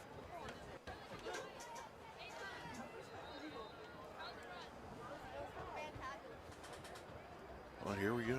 The extra point with 10:10 left. Everything looks good and is good. So the snap for number 12, Ken Leslie, and the hold, number 18, Tyler Starnes, along with the kick for number 21, Will Usselton, are all good. As we said just moments ago, 10 minutes, 10 seconds remain in quarter number 3 here on homecoming night. The Tigers quickly take back the lead. They had the lead most of the first half, and Horn Lake tied it up just seconds before halftime. But now Hernando strikes back on their very next possession, and they take the lead. So right now, Hernando 14, Horn Lake 7. And Brian, that was good morning, good afternoon, good night touchdown. I tell you, in less than 2 minutes, they just grabbed that one and just in a few plays. Like, you know, the only thing we need to watch there was Brody with an injury, and I haven't seen yet any updates on him. But yeah, it was a quick start, and Topher now with 2 touchdowns on the evening.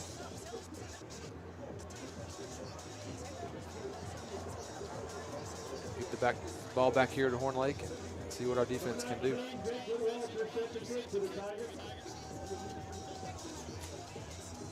Yeah, this Horn Lake team just a couple of years ago, 2018 state champions, had that phenomenal dream season. Well, they really had a strong team that year. Oh, wow, they're going to lay up on the kick. Tigers almost got that. Look, say what you want, but it is evident and very clear the Tigers are very well coached. They have seen things and exploited things all night tonight. That right there was the perfect example. They saw open right there, took advantage of it. The opening kickoff, kicked it deep, it checked up right there, and it started with Horn Lake starting off at the 5-yard line. So huge shout out to the special teams. That almost worked. I mean, that was a great short kick, and it almost was recovered.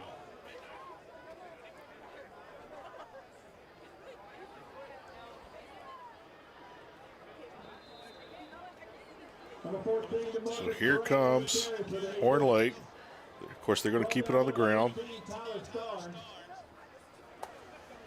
Huge pickup on that play. Pickup of 8. Their first play here in the second half. This wide receiver is down here by the numbers at the bottom of your screen, at the top of your screen. You have another wide receiver on the numbers and one in the slot up there on the short side of the field. Horn Lake is going to stretch that field. I'll tell you, good job by Justin Hammett there on the end to force that play back in the middle.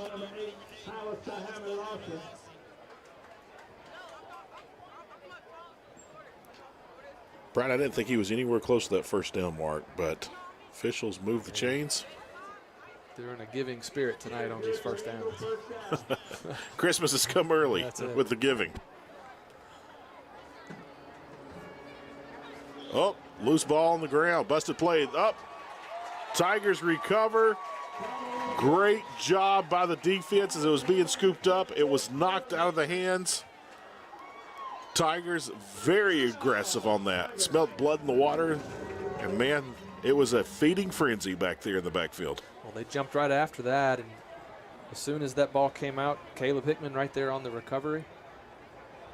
Man, fantastic start here for the second half. Quick touchdown and then a turnover, and see if we can get some more points on the board here. Well, Hernando had a handful of plays, took back the lead. You know what, Brad? Let's have a fun game. No doubt. Let's see if the Tigers can score 5 plays or less. You taking the over or the under? I'm going to go with the under. Let's go under. We're 25-yard line starting out. All right, here we go. Man in motion. Sling it out to the outside. Met in the backfield. Stays on his feet. And wrestled down. Well, Devin took a hit there on that one as soon as he caught it. And then a swarm of white jerseys came and grabbed him. Again, passing to the outside on these quick passes. 4 down linemen for the Eagles. Topher got lots of running room right there. Here we go. And if you had the under, Brian, you're a winner. You got it. 2-play drive for the Tigers. Wow, what a great run. You can tell he's excited about that one. 3rd touchdown of the night.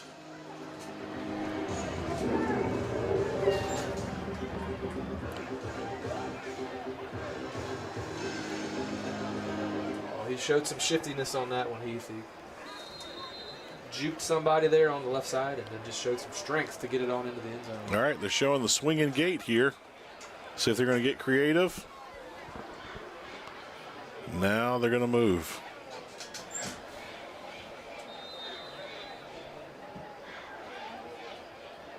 Prior to the snap, flag on the play. What are they going to call on this? I missed that one, Heath. They're calling an illegal shift on a swinging gate. Don't understand that call, but don't understand that at all. Illegal substitution called against the Tigers. Interesting. Interesting. So illegal substitution is the call against the Tigers. They'll just back them up 5 yards. But the special teams have been a huge strong point for the Tigers all season. And it's been a bright, shining spot for the Tigers tonight in all facets of the kicking game. Moving back 5 yards just to show off their talents even more. So the snap for number 12, Kenan Leslie. The hold for number 18, Tyler Starnes. And the kick for number 21, Will Usselton, are all good. Wow. Brian, we've had 6 plays for the Tigers in the second half, and 2 of those plays have been touchdowns. Topher has 3 on the night. He's got the hat trick. So 8 minutes, 21 seconds remain here in quarter number 3 on homecoming to 2023. There we go. Easy for me to see, right, gentlemen? So 21-7, Tigers up here on homecoming night. And right now, I mean, there's blood in the water, Brian. I mean, it's starting to get loose. Look at the return team. They're making adjustments now over here on the right side of the field, and they're getting a little bit wider. So they are slightly pink. There is a huge hole. I don't know if the Tigers will exploit it right here. Yeah. Yep, they sure are. Dangerous kick, scooped right there. That could have been a disaster for Horn Lake. It was not. Flag on the play. Well, I think it might have been a towel, Heath. Looks like Brady Clancy grabbed it, and he's running off the field with it. So it looks like there was no flag on the play after all. All right, 8-14. The Eagles will take over here in the third quarter. Good starting position for Horn Lake. Again, they're going to spread that defense as much as they can.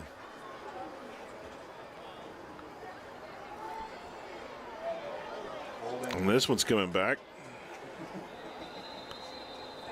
Heath, I think I saw a hold on number 71 there. Flag on the play. Yep. Crane on the carry. Tackle by 52, Kyle Weathers. Flag on the play. Holding call against the Eagles. And here they go. Everybody grab your hands. So push them back, way back. Very costly penalty. And that was more than 10 yards they marked off. Now, holding is a spot foul, so if he's 3 yards in the backfield, that will equivalent a 13-yard penalty. Oh, beautiful pass being knocked down right there. Excellent job by the defensive line of the Tigers. And give massive props to number 54 for the Tigers. What a great play. I think some jerseys have been changed. We don't have a 54 on our roster. But massive play right there by the D-line of the Tigers. Almost looked like a volleyball play there, Heath. It's on the spike. All right. Swing pass to the outside. That could be a block in the back. I do not see a flag. Number 39, Cedric Harris on the catch. Talk about number 4, Ryan Taylor. All right, so the pass is complete. We get a little wiggle room. Still a deep third down here. Third and about 15. Yeah, I was about to say about third and 16, third and 15. Third and a long way.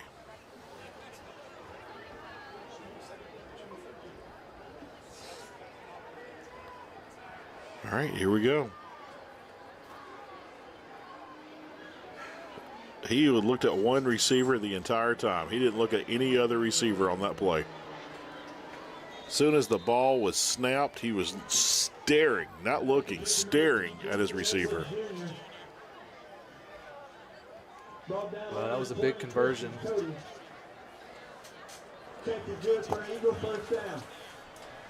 All right. Eagles into enemy territory. Eagles have found some success through the air. Nice play there.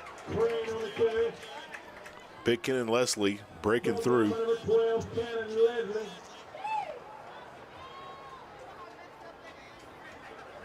Very physical play by Cannon. All right, here we go. 2nd and 8 on. Once again, loose ball, low snap, gets it away. Nice spin move there by the receiver. Stay on his feet. Ball is stripped. Here we go.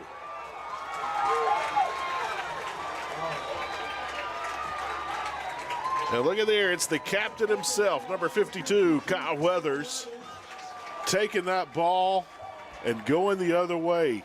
Beautiful strip play. He just said this ball is going to be mine, and took it and was out of there. What a strong play. It's my ball, and I'm taking it, and I'm going home. That's it. And he hit it to the home sideline. So great strip right there.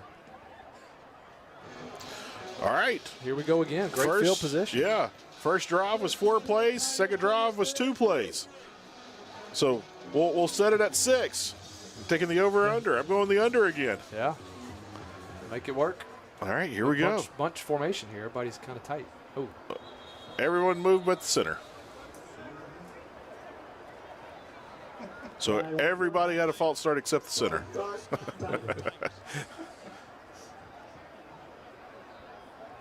You know, that's the one thing about long snappers and centers. They never get called out unless they make a mistake. They do their job perfectly, 99.999.7. Well, that's too many points.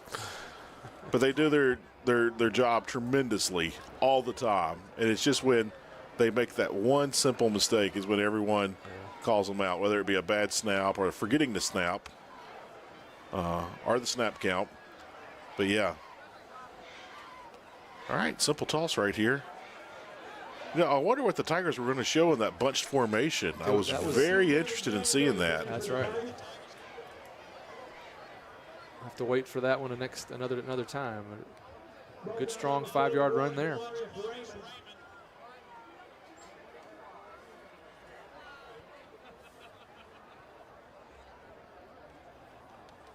All right, here we go.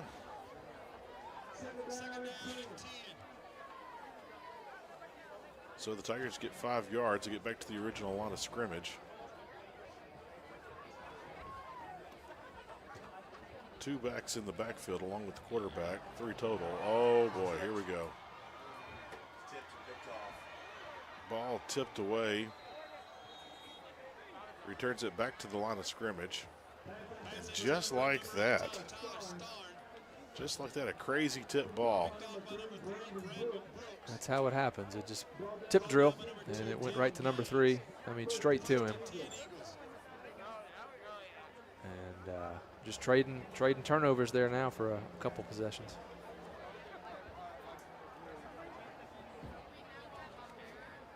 All right, 5:27 here in the 3rd quarter. Miller Lake takes over in enemy territory. They started their last drive on the 44. This time they started on the 43. Great job right there. Tigers in the backfield. Nice play right there by Ken and Leslie. Another physical play by Cannon. He's adding up the tackles tonight. That was a great job to hold on and sling him down.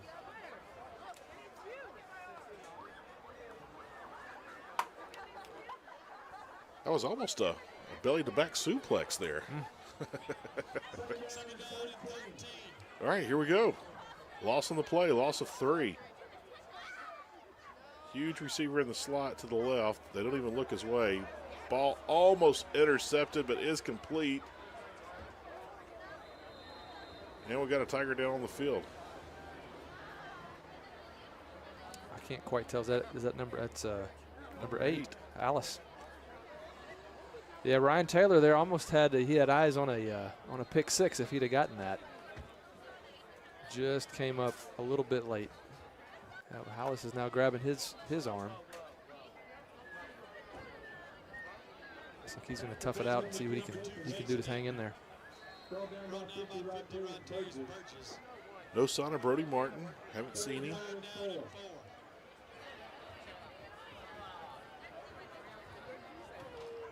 All right, here we go. Tigers are all over. Swarmed him on that. Yep. You know, it looks like the Tigers have figured out something defensively on the ground. They are all over Horn Lake with the balls on the ground right now.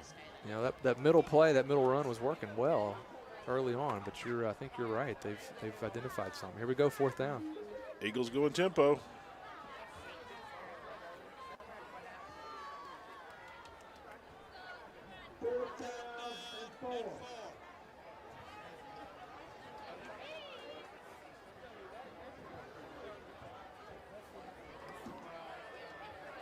Wow, talk about bad luck right there.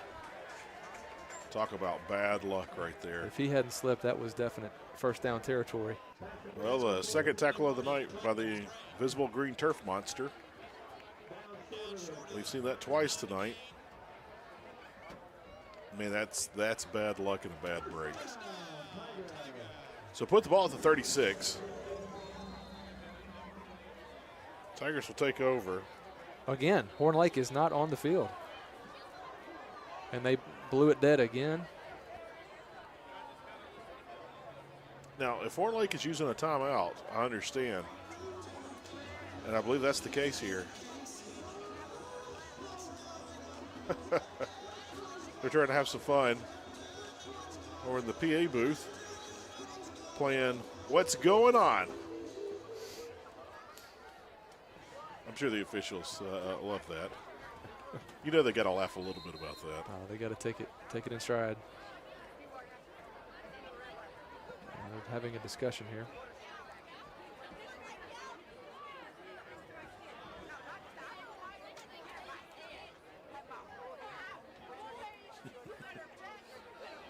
I don't know why they moved the ball. Nothing happened. All right, here we go. Tigers still toward the middle of the field. There's Brody. Brody getting cheers as he returns back. He might have a little tape job on that elbow, but took that one hard. Tough kid. Tough kid.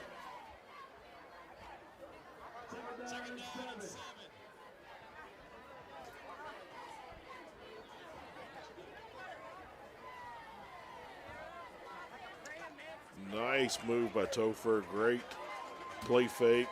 Brody sold that tremendously. Topher works his way around the left side, picks up the 1st down. Looked like another counter there, but a fake on the play, and Topher held on and got him a 1st down.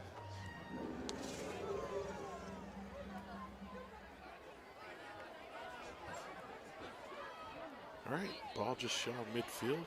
Be placed at the 47. 1st down, 10. 2.5 minutes here in quarter number 3. And here we go. Tigers keeping it on the ground. Pickup of 2 on that one.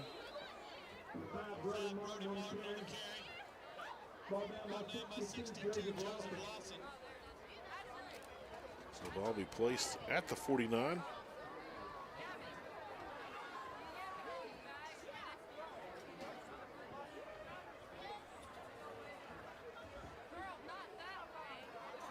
Here we go.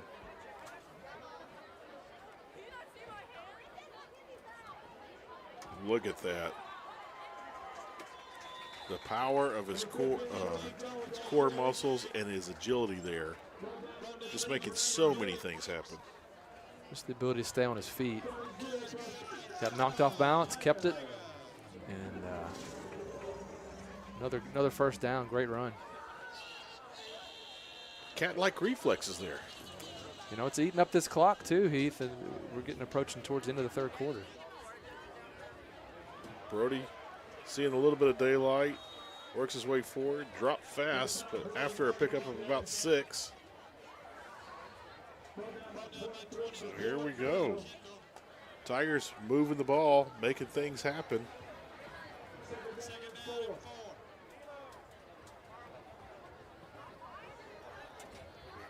We're approaching 70 seconds here in quarter number 3. Little counter there. Brody making a cut, making a spin. Man, he is trying to get his way to the end zone. Boy, another just tough, hard run. Showing some agility there as well towards the end. And I think the ground game is working right now.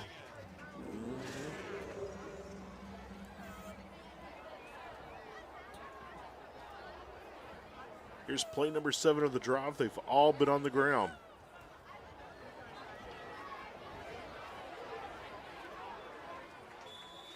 Well, here we go.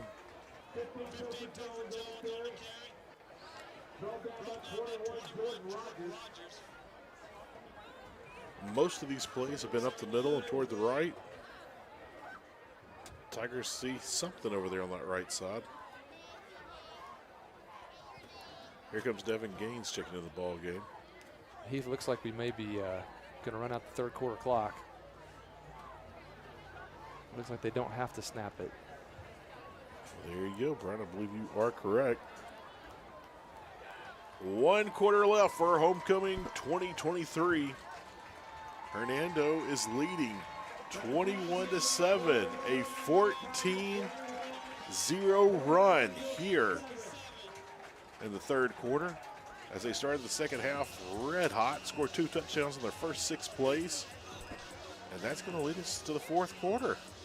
So 14 unanswered for the Tigers, Brian. What a dominant third quarter. They came out of the gate and took it straight to the Eagles. Really did it the whole quarter.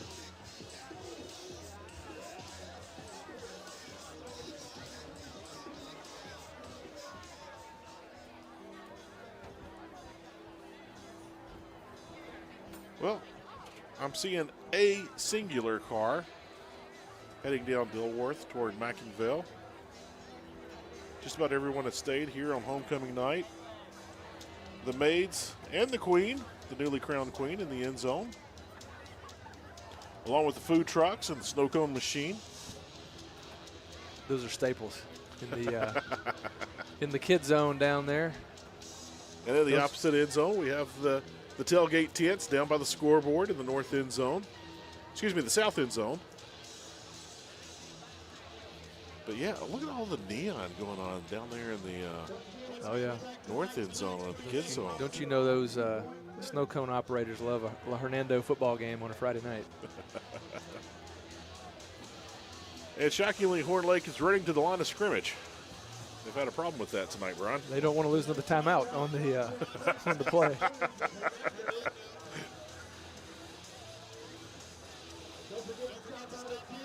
All right, here we go.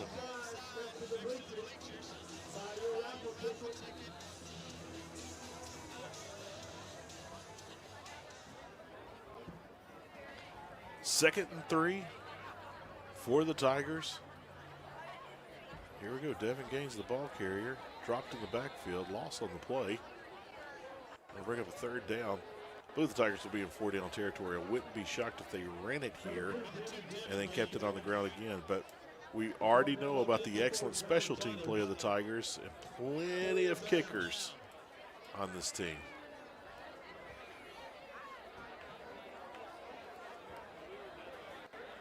They got 5 yards right there on the offsides play. So they'll bring it a third down and 3 for Hernando. Put it right back to where it was.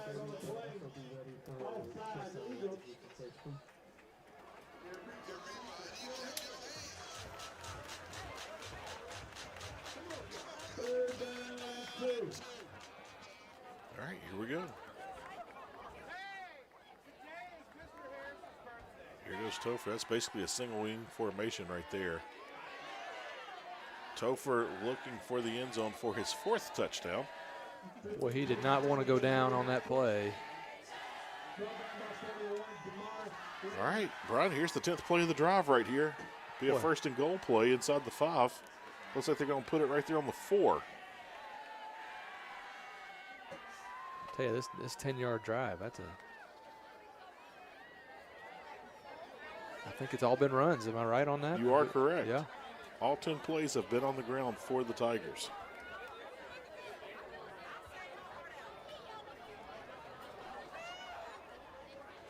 Lots of discussing going on with the officials. What's the call here? Is that a personal foul? Was it a face mask?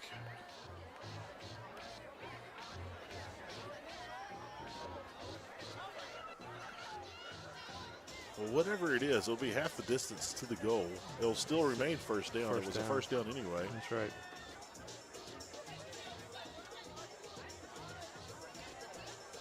So that will be a 2-yard penalty. If the ball's placed at the 4 and half the distance to the goal. Unless you're using that Common Core math, then I don't know where the ball will be placed.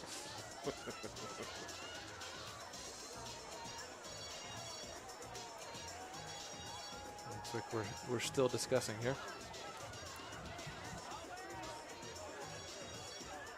A dead ball on the defense.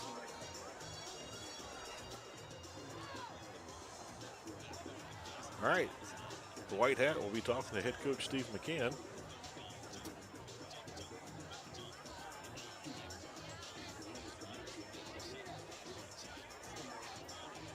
This is a lengthy conversation.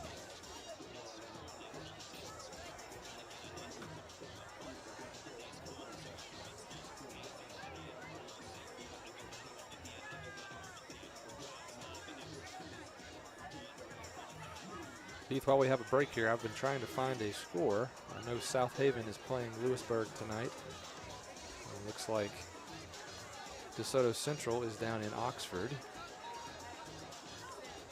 As we are in district play for several weeks now. But no scores. I cannot find a place to get an updated score. South Haven looking for their first win of the season. South Haven went very aggressive with the scheduling this year. Scheduled some extremely tough teams. And they're seeing a little bit of a backlash on that. They had that undefeated season last year. And now they're winless. But South Haven could technically still be the first place team in the district. Shout out to the middle school. The A and B team of the 7th grade won their games last night against South Haven.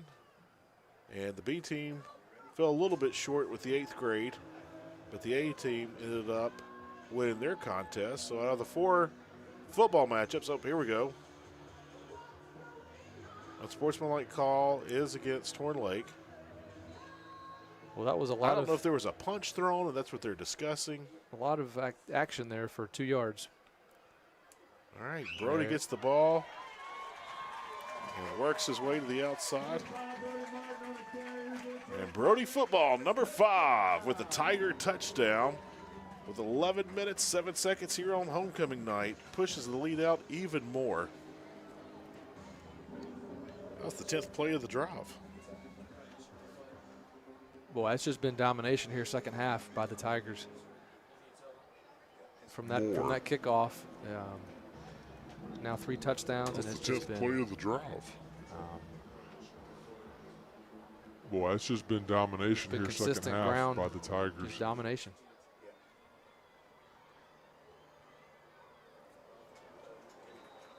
Snap a little low. Great job by Tyler Starnes with the hold. So excellent, excellent job right there with Tyler Starnes. Making something happen there with the bad snap, but all is good. So give credit to the snap, Ken and Leslie. The hold from Tyler Starnes and the kick by Will Usleton are all good for the Tigers. Push this lead out 28-0. So 21 unanswered points by the Tigers. And there is absolutely no momentum for Horn Lake. Absolutely none. And as a matter of fact, they're even lining up on the wrong side of the field. I think we might have mentally checked out over on the other sideline.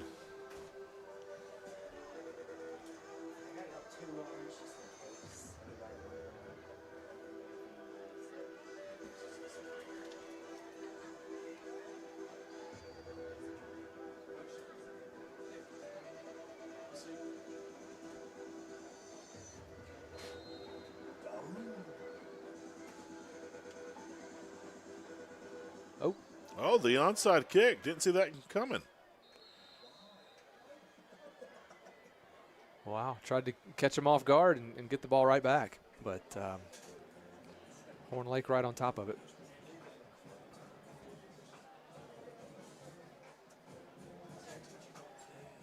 Vincent Walters Steve on the McCann kick. has a big smile on his face. I was wondering if he was hunting down his kicker and asking, what in the world were you doing? Well, I saw Vincent there tapping his chest. Maybe he missed a signal or something happened, but there was a discussion.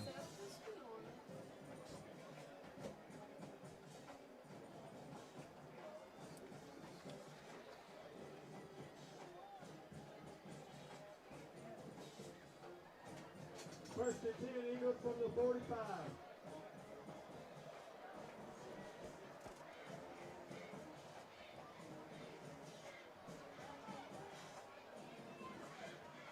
It's textbook of following your blockers. Boy, right wasn't there. it? He had his hand on his back and just followed him right around the corner. Brought down by 44, Gavin Odom. Looks like that's going to bring up a second and about 2.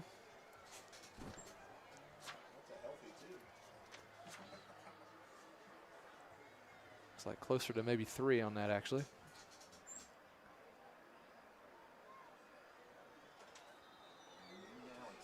Crane on the carry. Tackle by 52, Kyle Weathers.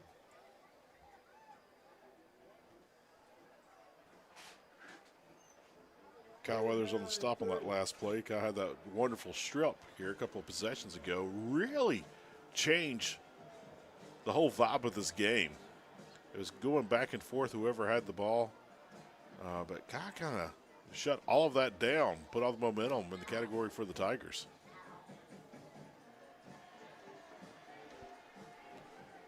All right, here we go.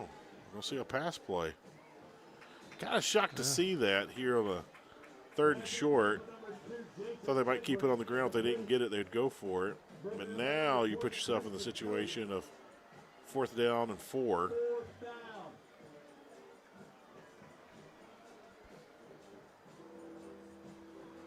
If you're Horn Lake here, you pretty much got to get this. About 10 minutes left in the game. Yeah, if you're Horn Lake, you got to answer something here. They got the first down there on the 4th down and 4. So I'll keep the chains moving, reset the marker, be a first down and 10 yards to go for the Eagles. The ball will be placed inside the 40. We'll call it about the 37.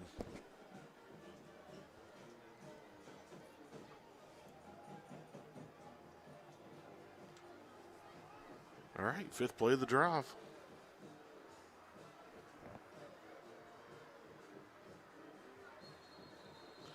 So it was hugely successful in the first half of running up the middle. Tigers have made adjustments, and they have pretty much shut that down here. You know, when Heath, you think back, that long pass play that set up the touchdown, that's really been about the big gainer for the night. We have some movement on the left side, but without that deep play, that pass play, there have been some solid runs, but nothing too deep. Yeah, that home run ball, it was about they had some gash plays of about 12 yards or more, but as far as explosive plays, that's pretty much the only one. That's about it.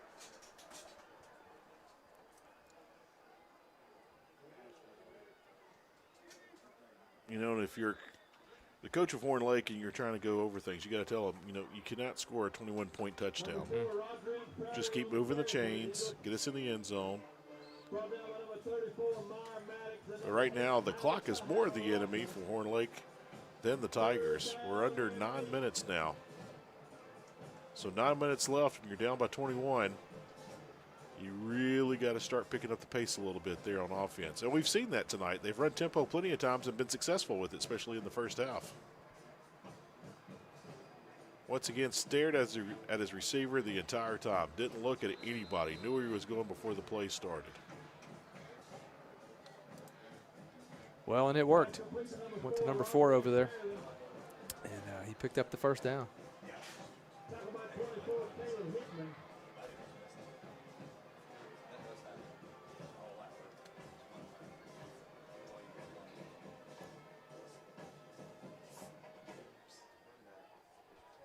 First and 10 Eagles from the 27.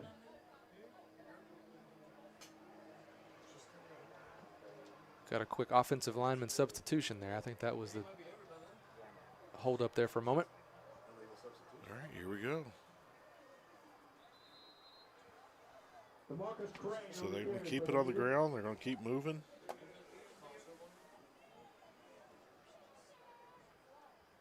Well, earlier I saw one singular car driving down Dilworth toward Mackingville. Now I see 4. So some people trying to get to Sonic before the post-game traffic. Yeah. Half-price shakes after 8, baby. I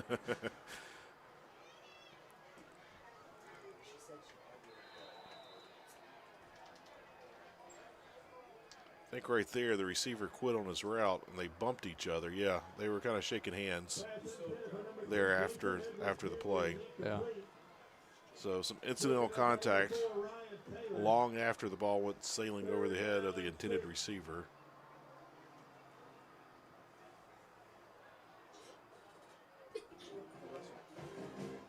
All right, here we go.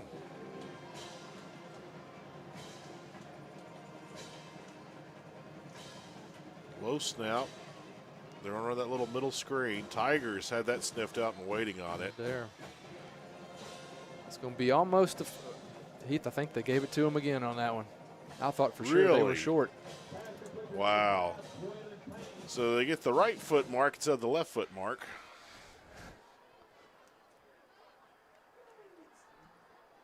And that spot by the right foot will move the chains. First and 10 Eagles from the 17.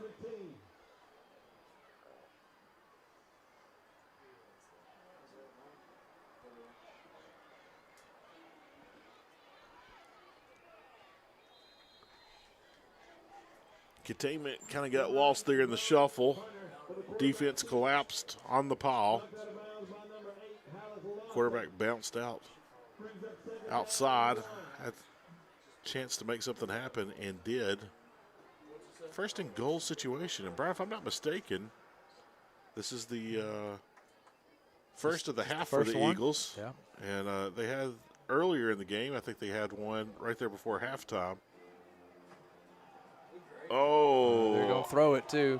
I didn't think he touched him. I think they just kind of got their feet tangled up, but 2 flags have been thrown on that one. I didn't think he touched him.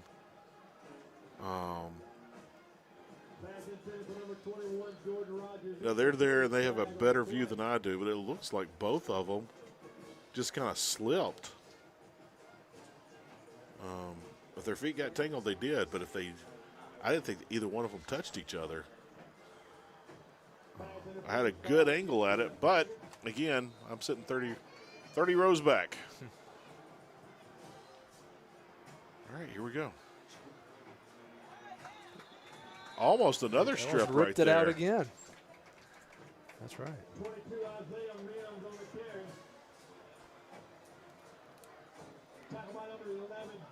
14th play of the drive right here. 14th play. Long drive when you're fighting back, eating up the clock.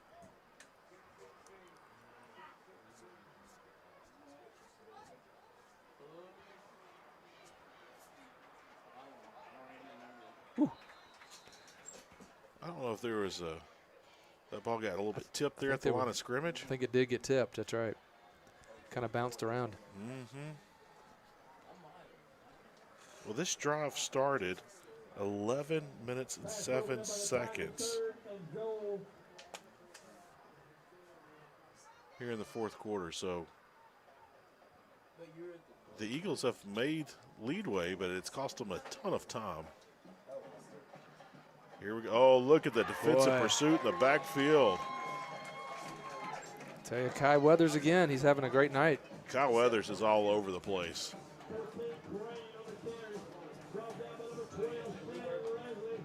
And if anybody Hernando sees Kai at Sonic after the game, you need to buy him 2 milkshakes. He deserves both of them.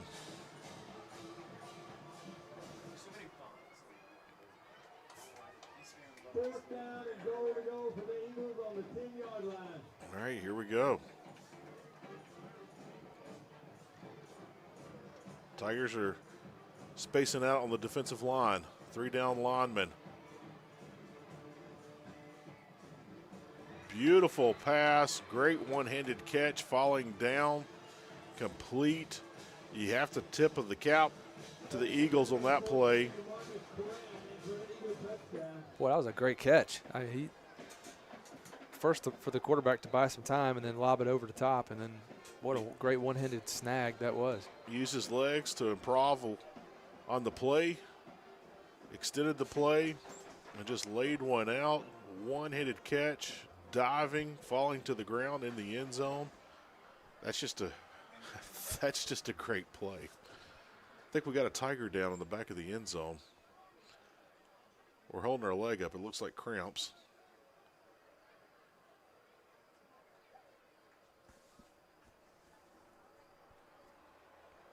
Five minutes, 8 seconds remain. That drive took 5 minutes and 59 seconds. 15 plays. Boy, that's an impressive drive. It is. For them, that's as you said, a lot of time off the clock.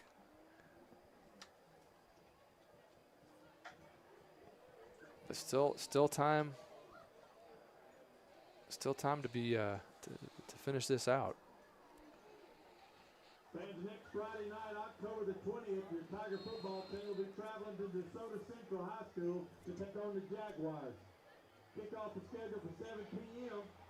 Let's travel and show your support for the Hernando Fighting Tiger football program. High snap. Get the ball. It limps over the crossbar, but it is good. So the Tigers had 21 unanswered points until the Eagles answered right there on that 15-play drive. 15 plays into the 10-yard touchdown pass. So excellent job right there by the Eagles. But right now it's 28-14. The Tigers have doubled up the Eagles. 5 minutes, 8 seconds remain here on homecoming night. So the crowd here on the home side pretty much still intact. Not too many cars. I don't see a whole lot of empty seats. I do see about 4 cars in the parking lot with red lights on. So a couple of people making their way. But a great fun night here. Beautiful weather. Perfect for homecoming. Great crowd. We had a wonderful parade last night. We had all the homecoming festivities. A 30-year class reunion. 30-year class reunion. Shout out to the class of 1993. That was back during the whole grunge Nirvana movement. Right there, 92, 93. A lot of collective soul. A lot of flannel. A lot of plaid. A lot of earth tones. Looks like the play has been blown dead here. I think they said he caught it on a knee. I'm sure a lot of Eddie Bauer clothes, structure, Stussy. Trying to bring think it of the back styles here. from 1993.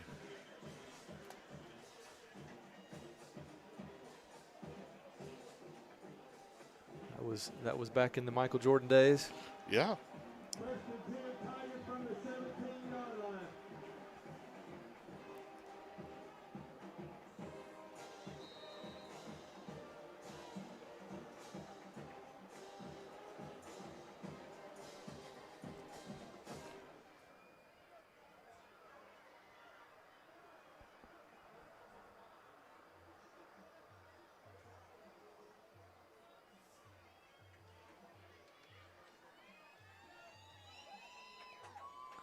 just a quick Google, thanks to the Google machine, at our hands. That is our friend.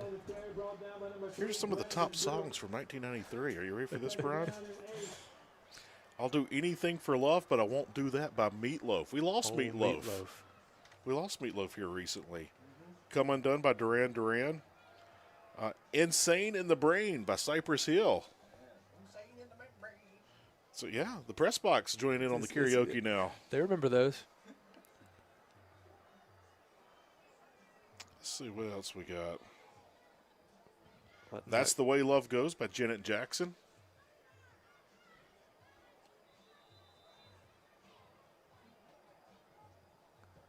Tigers are going to let these play clocks run down.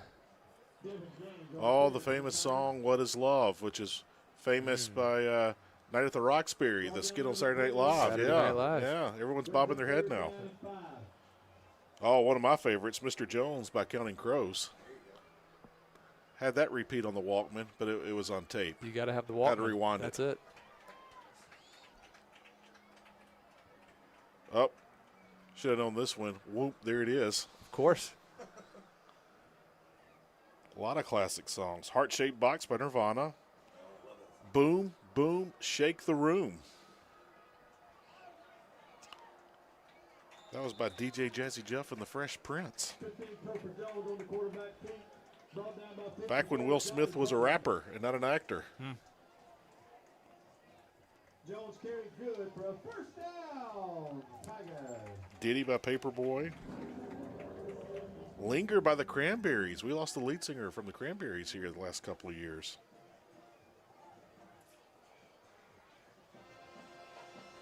Man, Janet Jackson had a really solid year that year. Had 5 hits. Oh, Brian, the song by the Crash Test Dummies. Of course. That one's not sung at karaoke too much.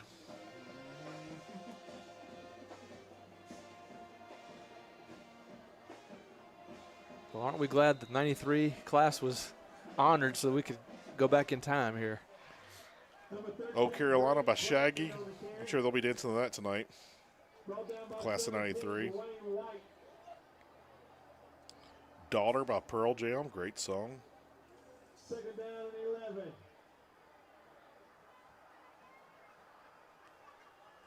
Living on the Edge by Aerosmith. Wow. Fun times in 1993. Let's see, Bill Clinton was president. That's right.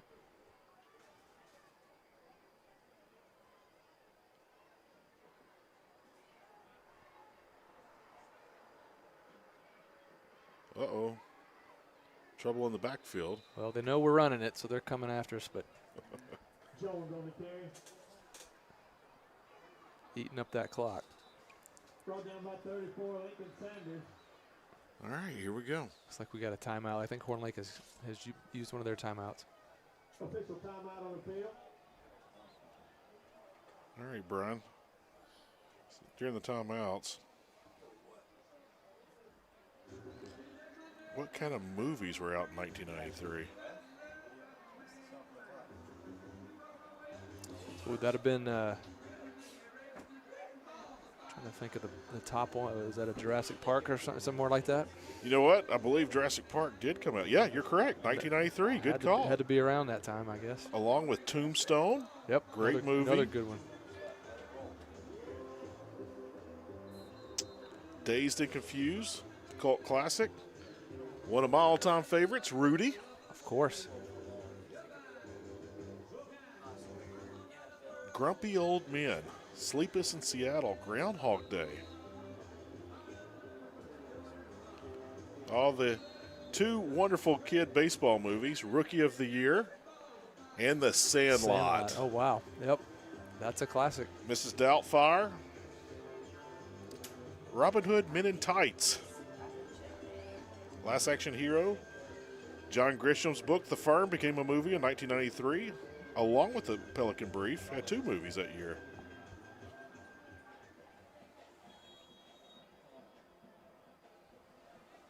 Coneheads. All right. Well, Heath, it looks like now we've called a timeout.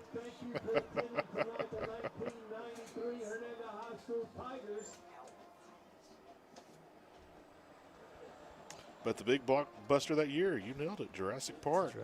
Along with The Fugitive.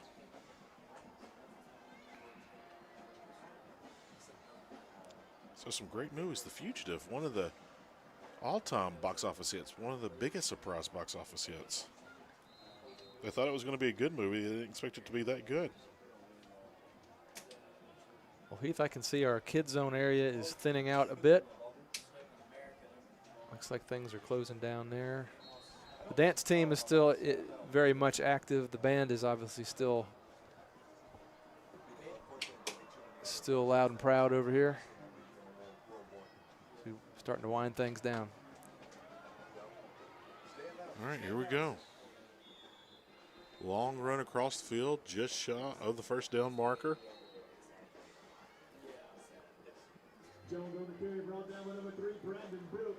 Another timeout for Horn Lake. So Heath, this unless we have a crazy finish here, this will put Hernando 2-0 in league play. And next week, make a trip up the road a bit to DeSoto Central. So 3 games in a row, cross-county rivalries. Last week was Lewisburg. This week, Horn Lake. Next week, DeSoto Central. So Patriot, Eagle, Jaguar. Those would be some fun things if you were playing charades. Heath, I have a trivia question for you. Hit me. Kind of close down. Obviously, Eagles and Tigers are here who we have playing tonight. 2 of the top mascots in the land, as you look at most popular mascot. Can you name the 3rd most popular mascot? You know what? I'm going to stay with the felines. There's a lot of lions out there. Let me think about this before I give you a minute my here. Final answer here. Yeah. Uh-oh, loose ball, muff punt. Trouble. Looks like Eagles do recover. All right. So Tigers and Eagles are 1 and 2? I think it's top 2. I think Eagles is 1, okay. Tigers is 2. Not a shocker on that. A lot of the private schools, a lot of the Christian schools either go with they're usually Eagles. But you see a lot of lions. You see a lot of felines. You see tomcats, you see lions, you see tigers. You know what? I'm going to go lions. Final answer. Lions? It's probably up there. What I saw, bulldogs. Oh, there you go. There you go. Near and dear. No bulldogs in DeSoto. I wonder who the closest bulldog is from DeSoto County as far as high school mascots. Yeah. I mean, I know Brandon is the Bulldogs down the metro, but I'm sure there's a bulldog Maybe between here and there somewhere. Have to look that one up.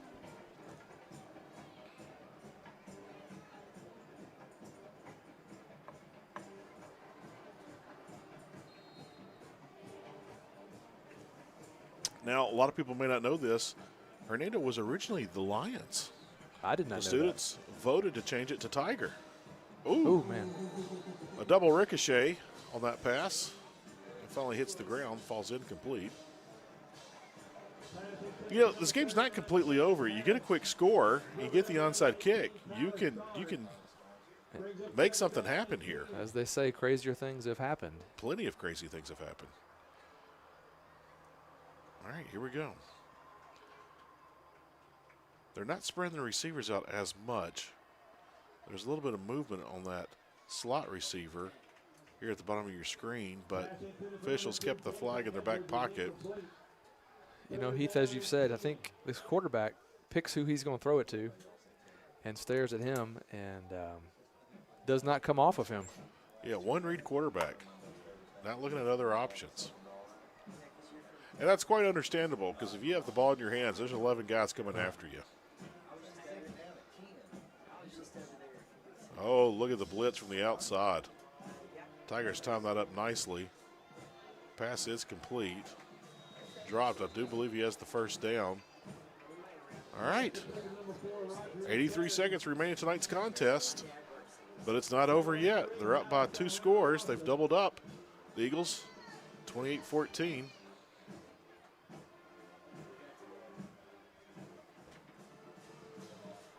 Long pass.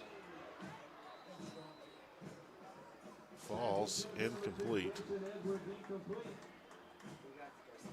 All right, 2nd and 10.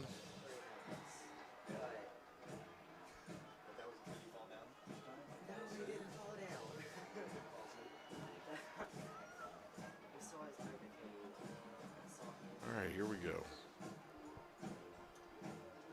Coach McCann wanting to make sure his defense stays in the game here. Not lose their focus here.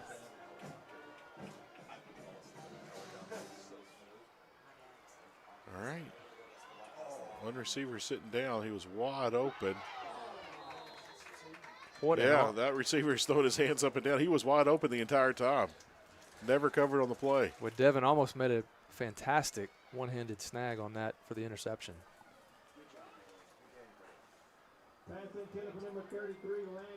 All right. 63 seconds now remain. 3rd down.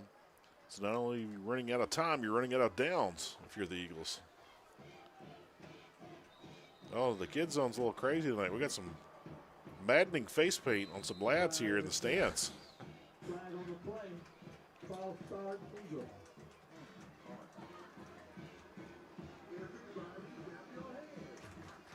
Looks like he's the 5th member of KISS.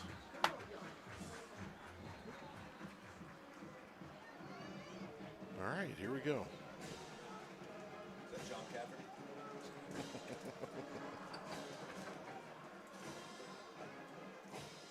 All right, 3rd and 14. Once again, eyes on the one receiver the entire time. And he dropped the ball. Boy, I think Tigers were fortunate there. That was he had that in his grasp and just completely dropped it. And now looks like he's down. That'll hurt the percentages for the quarterback for sure.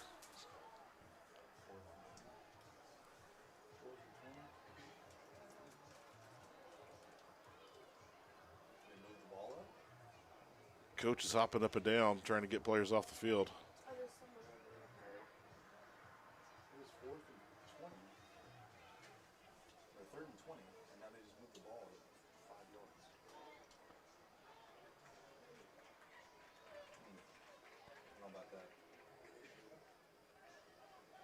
Well, Brian, I don't know if that changes the play call. It looks like that's their go-to receiver. Their receiver, that's him.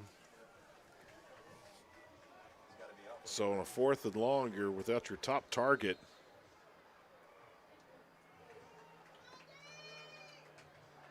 So let's see what happens here. One receiver to the left. Here we go. Once again, eyes on the quarterback. Same play. Same play. And he caught it. They're going to give it to him. Yeah, that was, same play, different result. First, looks like he's going to have it about the 5-yard line. Yeah, they're going to mark him right there about the 5. 45 seconds, so the Tigers cannot put it in cruise control just yet. The clock is winding. We're approaching 40 seconds. Horn Lake's trying to get the play in. So here we go. Free shot on the quarterback. He knew it was coming, got the ball out a little too early, threw it a little too far. Great pressure there by the Tigers.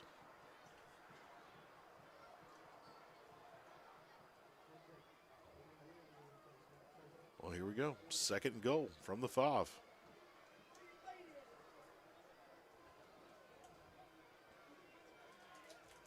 Again, time is more the enemy now than anything for Horn Lake. You really need to do something here in the next play or two. Horn Lake taking a lot of time getting the play in. 3 seconds on the play clock. Low snap, gets it, throws a fade to the back corner, throws it out of bounds. Looks like they've run that play back-to-back times there.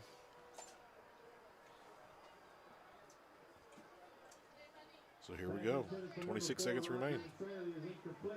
Brings up 3rd down and 5. Well, now the traffic is starting to back up. Starting to see several cars trying to get out of the middle school parking lot.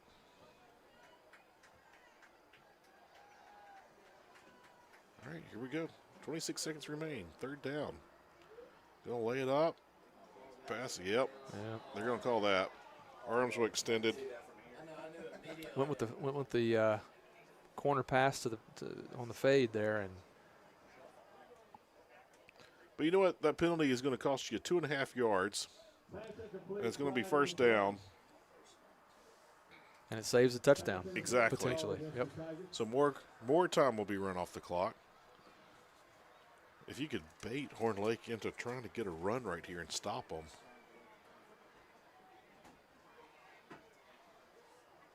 Now Horn Lake's playing. It looks like they're definitely going through the air right here. Runs that quick slant across the middle. Pass falls incomplete. Now it's a fourth down. Pass intended for number 4, Roderick Fairley, is incomplete. Broken up by number 4, Ryan Taylor.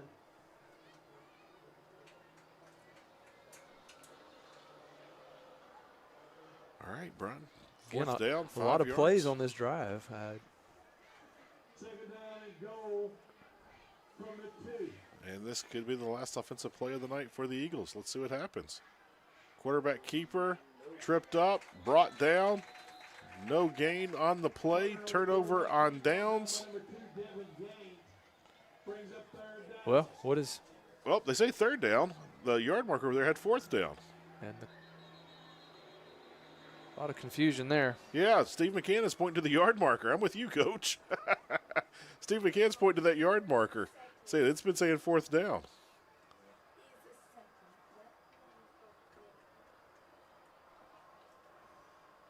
I had fourth down. Others in the press box had fourth. The yard marker across the field has fourth. Coach McCann had fourth. Coach McCann's pointing our way. It looks like he's going to get it too. Well, we've had some fun things tonight. We've had 9-yard penalties. We've had the ball moved up 5 yards for no reason. The drone is coming out of the sky now. It's been up. Falling. It's been up all night. And we have 1.3 seconds on the clock. All right. Well, there's not a miracle to help you on this one. 1.3.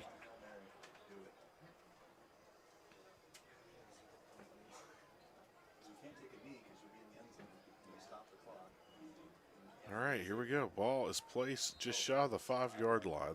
We'll call it the 4. Heath, they say this is the best play in football right here. Victory formation, or a type of it. Topher is in the end zone, but he'll take the snap and sure will run out of the end zone and drop immediately. So here he goes. Oh. Horn Lake came in hard, got one last cheap shot. Yep, here it is. Cheap shot at the end of the game, and it's going to turn into a little bit of a scrum. Huge salute to the Horn Lake coaches, massive salute to the Horn Lake coaches of stopping their players from going out in the field. Massive, massive respect to Horn Lake on that one. Horn Lake coaches were out there immediately stopping the team from running out in the field, and they're still out there fighting them. Yep. If you want to be done for the season, keep going. Well, ugly way to end homecoming. And again, you don't want to see the students on the field after the game for situations like that. But at the same time, you do want them to celebrate with their teammates and schoolmates and classmates.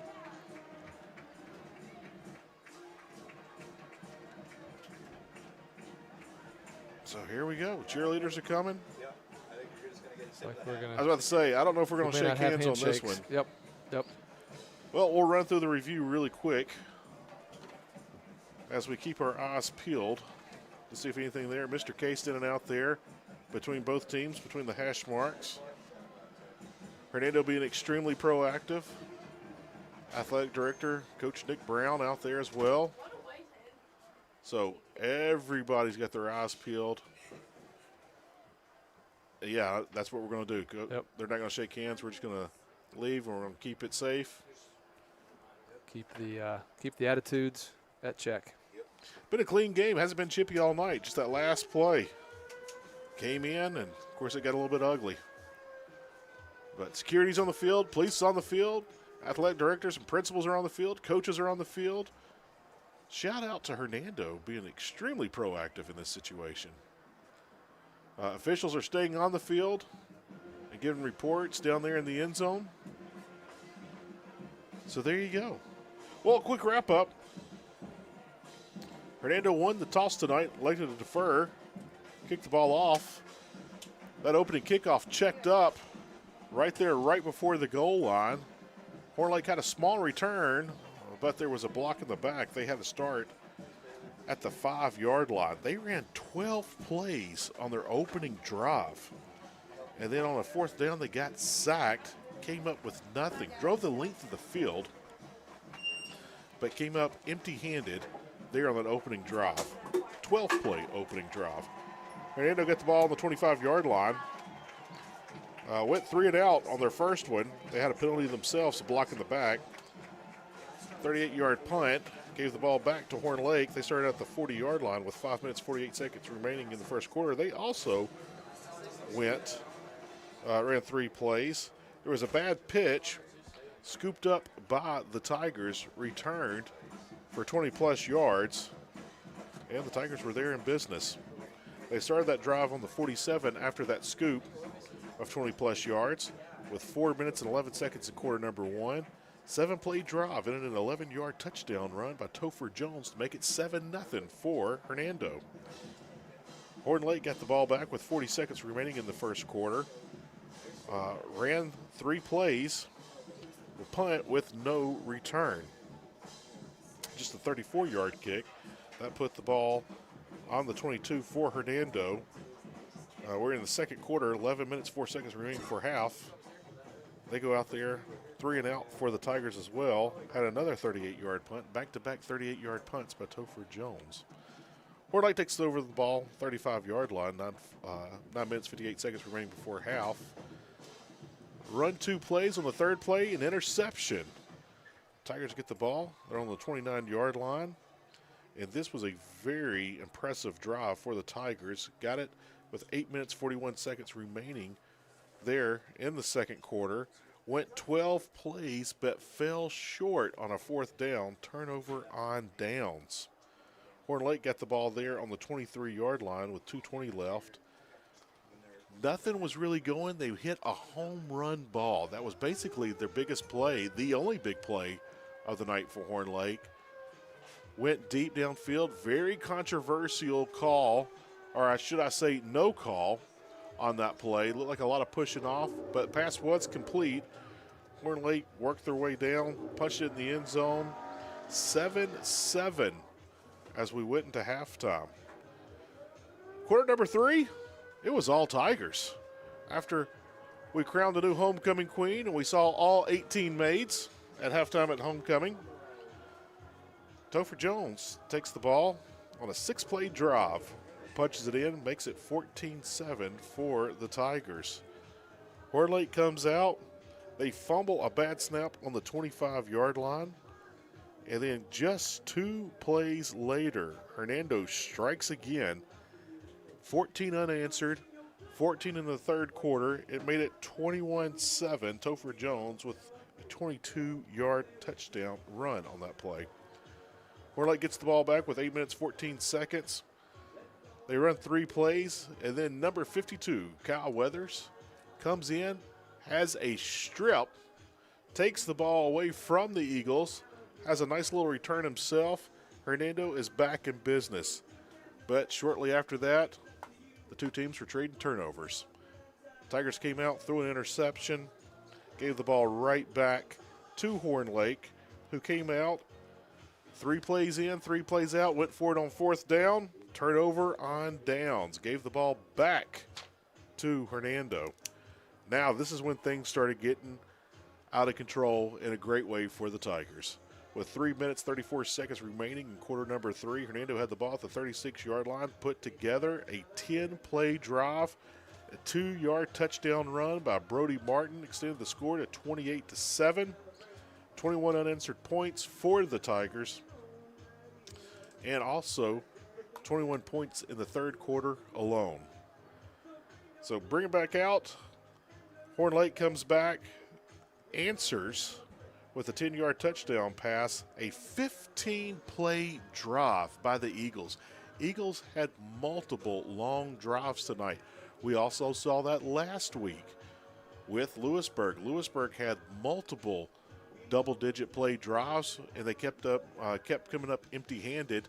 Same thing from Horn Lake, except there in the third quarter, or should I say the beginning of the fourth quarter, they finally hit pay dirt and brought it 28-14. After that, teams traded a couple of possessions. Not much happening. Horn Lake had a wonderful drive toward the end of the game. Another double-digit drive, but they fell short on 4th and goal. There was confusion on that. Just about everyone had 4th down. Horn Lake didn't. The officials wasn't sure, but sure enough, it was turnover on downs. It was 4th down. And Hernando was trying to take a knee to end the game. An extra physical play came in there. It's football. It was a clean play. It was hit. Was it a little dirty? Yeah, you could say it was. You have your own opinion on that. You can call it how you want it and how you saw it. But with that, it was a legal play. It's over. There's a little scuffle there at the end. We don't shake hands here on homecoming night, but the students are on the field. All 18 maids are on the field. Coaches and players are on the field. Some parents are on the field. A lot of pictures being taken. I'm sure your Instagram feed will be fun to look at tonight and tomorrow. But, Brian, 28-14 win by the Tigers tonight over Horn Lake. Well, an exciting homecoming night. Big crowd. Great night to watch it. And, man, get the 2-0 in your district is a big deal. And move on next week to DeSoto Central. But definitely a night to celebrate a lot of different ways. And really a well-played game by the Tigers. Enjoyed it. Well, last 2 games have been district games. The last 2 games go in the win column. Next week, another district game. We're staying in the county once again. We'll be on the road at DeSoto Central. That's going to be a fun game. So everybody here in Hernando, make that short, very short drive. I mean, Brian, we can give everyone directions now. If you're leaving the parking lot of Hernando High School, get on Mackingville, get on 69, get off on Getwell, hang a left. Go for about 10 minutes, you'll see it on your left. You're there. Yeah, so no excuse for not to pack it out next week for the Tigers. We want to see you there. With that being said, we're going to wrap up tonight. The final score is, was, and forever shall remain Hernando 28, Horn Lake 14 here on Homecoming 2023. For Brian Ray, I'm Heath Hopkins. Thank you for listening to Hernando High School Football. We'll see you next week across the county in South Haven at DeSoto Central as your Hernando Tigers take on the Jaguars of DeSoto Central. Again, the final score is, was, and forever shall remain here on Homecoming 2023. Hernando Tigers 28, the Eagles of Horn Lake High School 14. We want to wish you and all yours very well. We'll see you next week. Good night, everybody.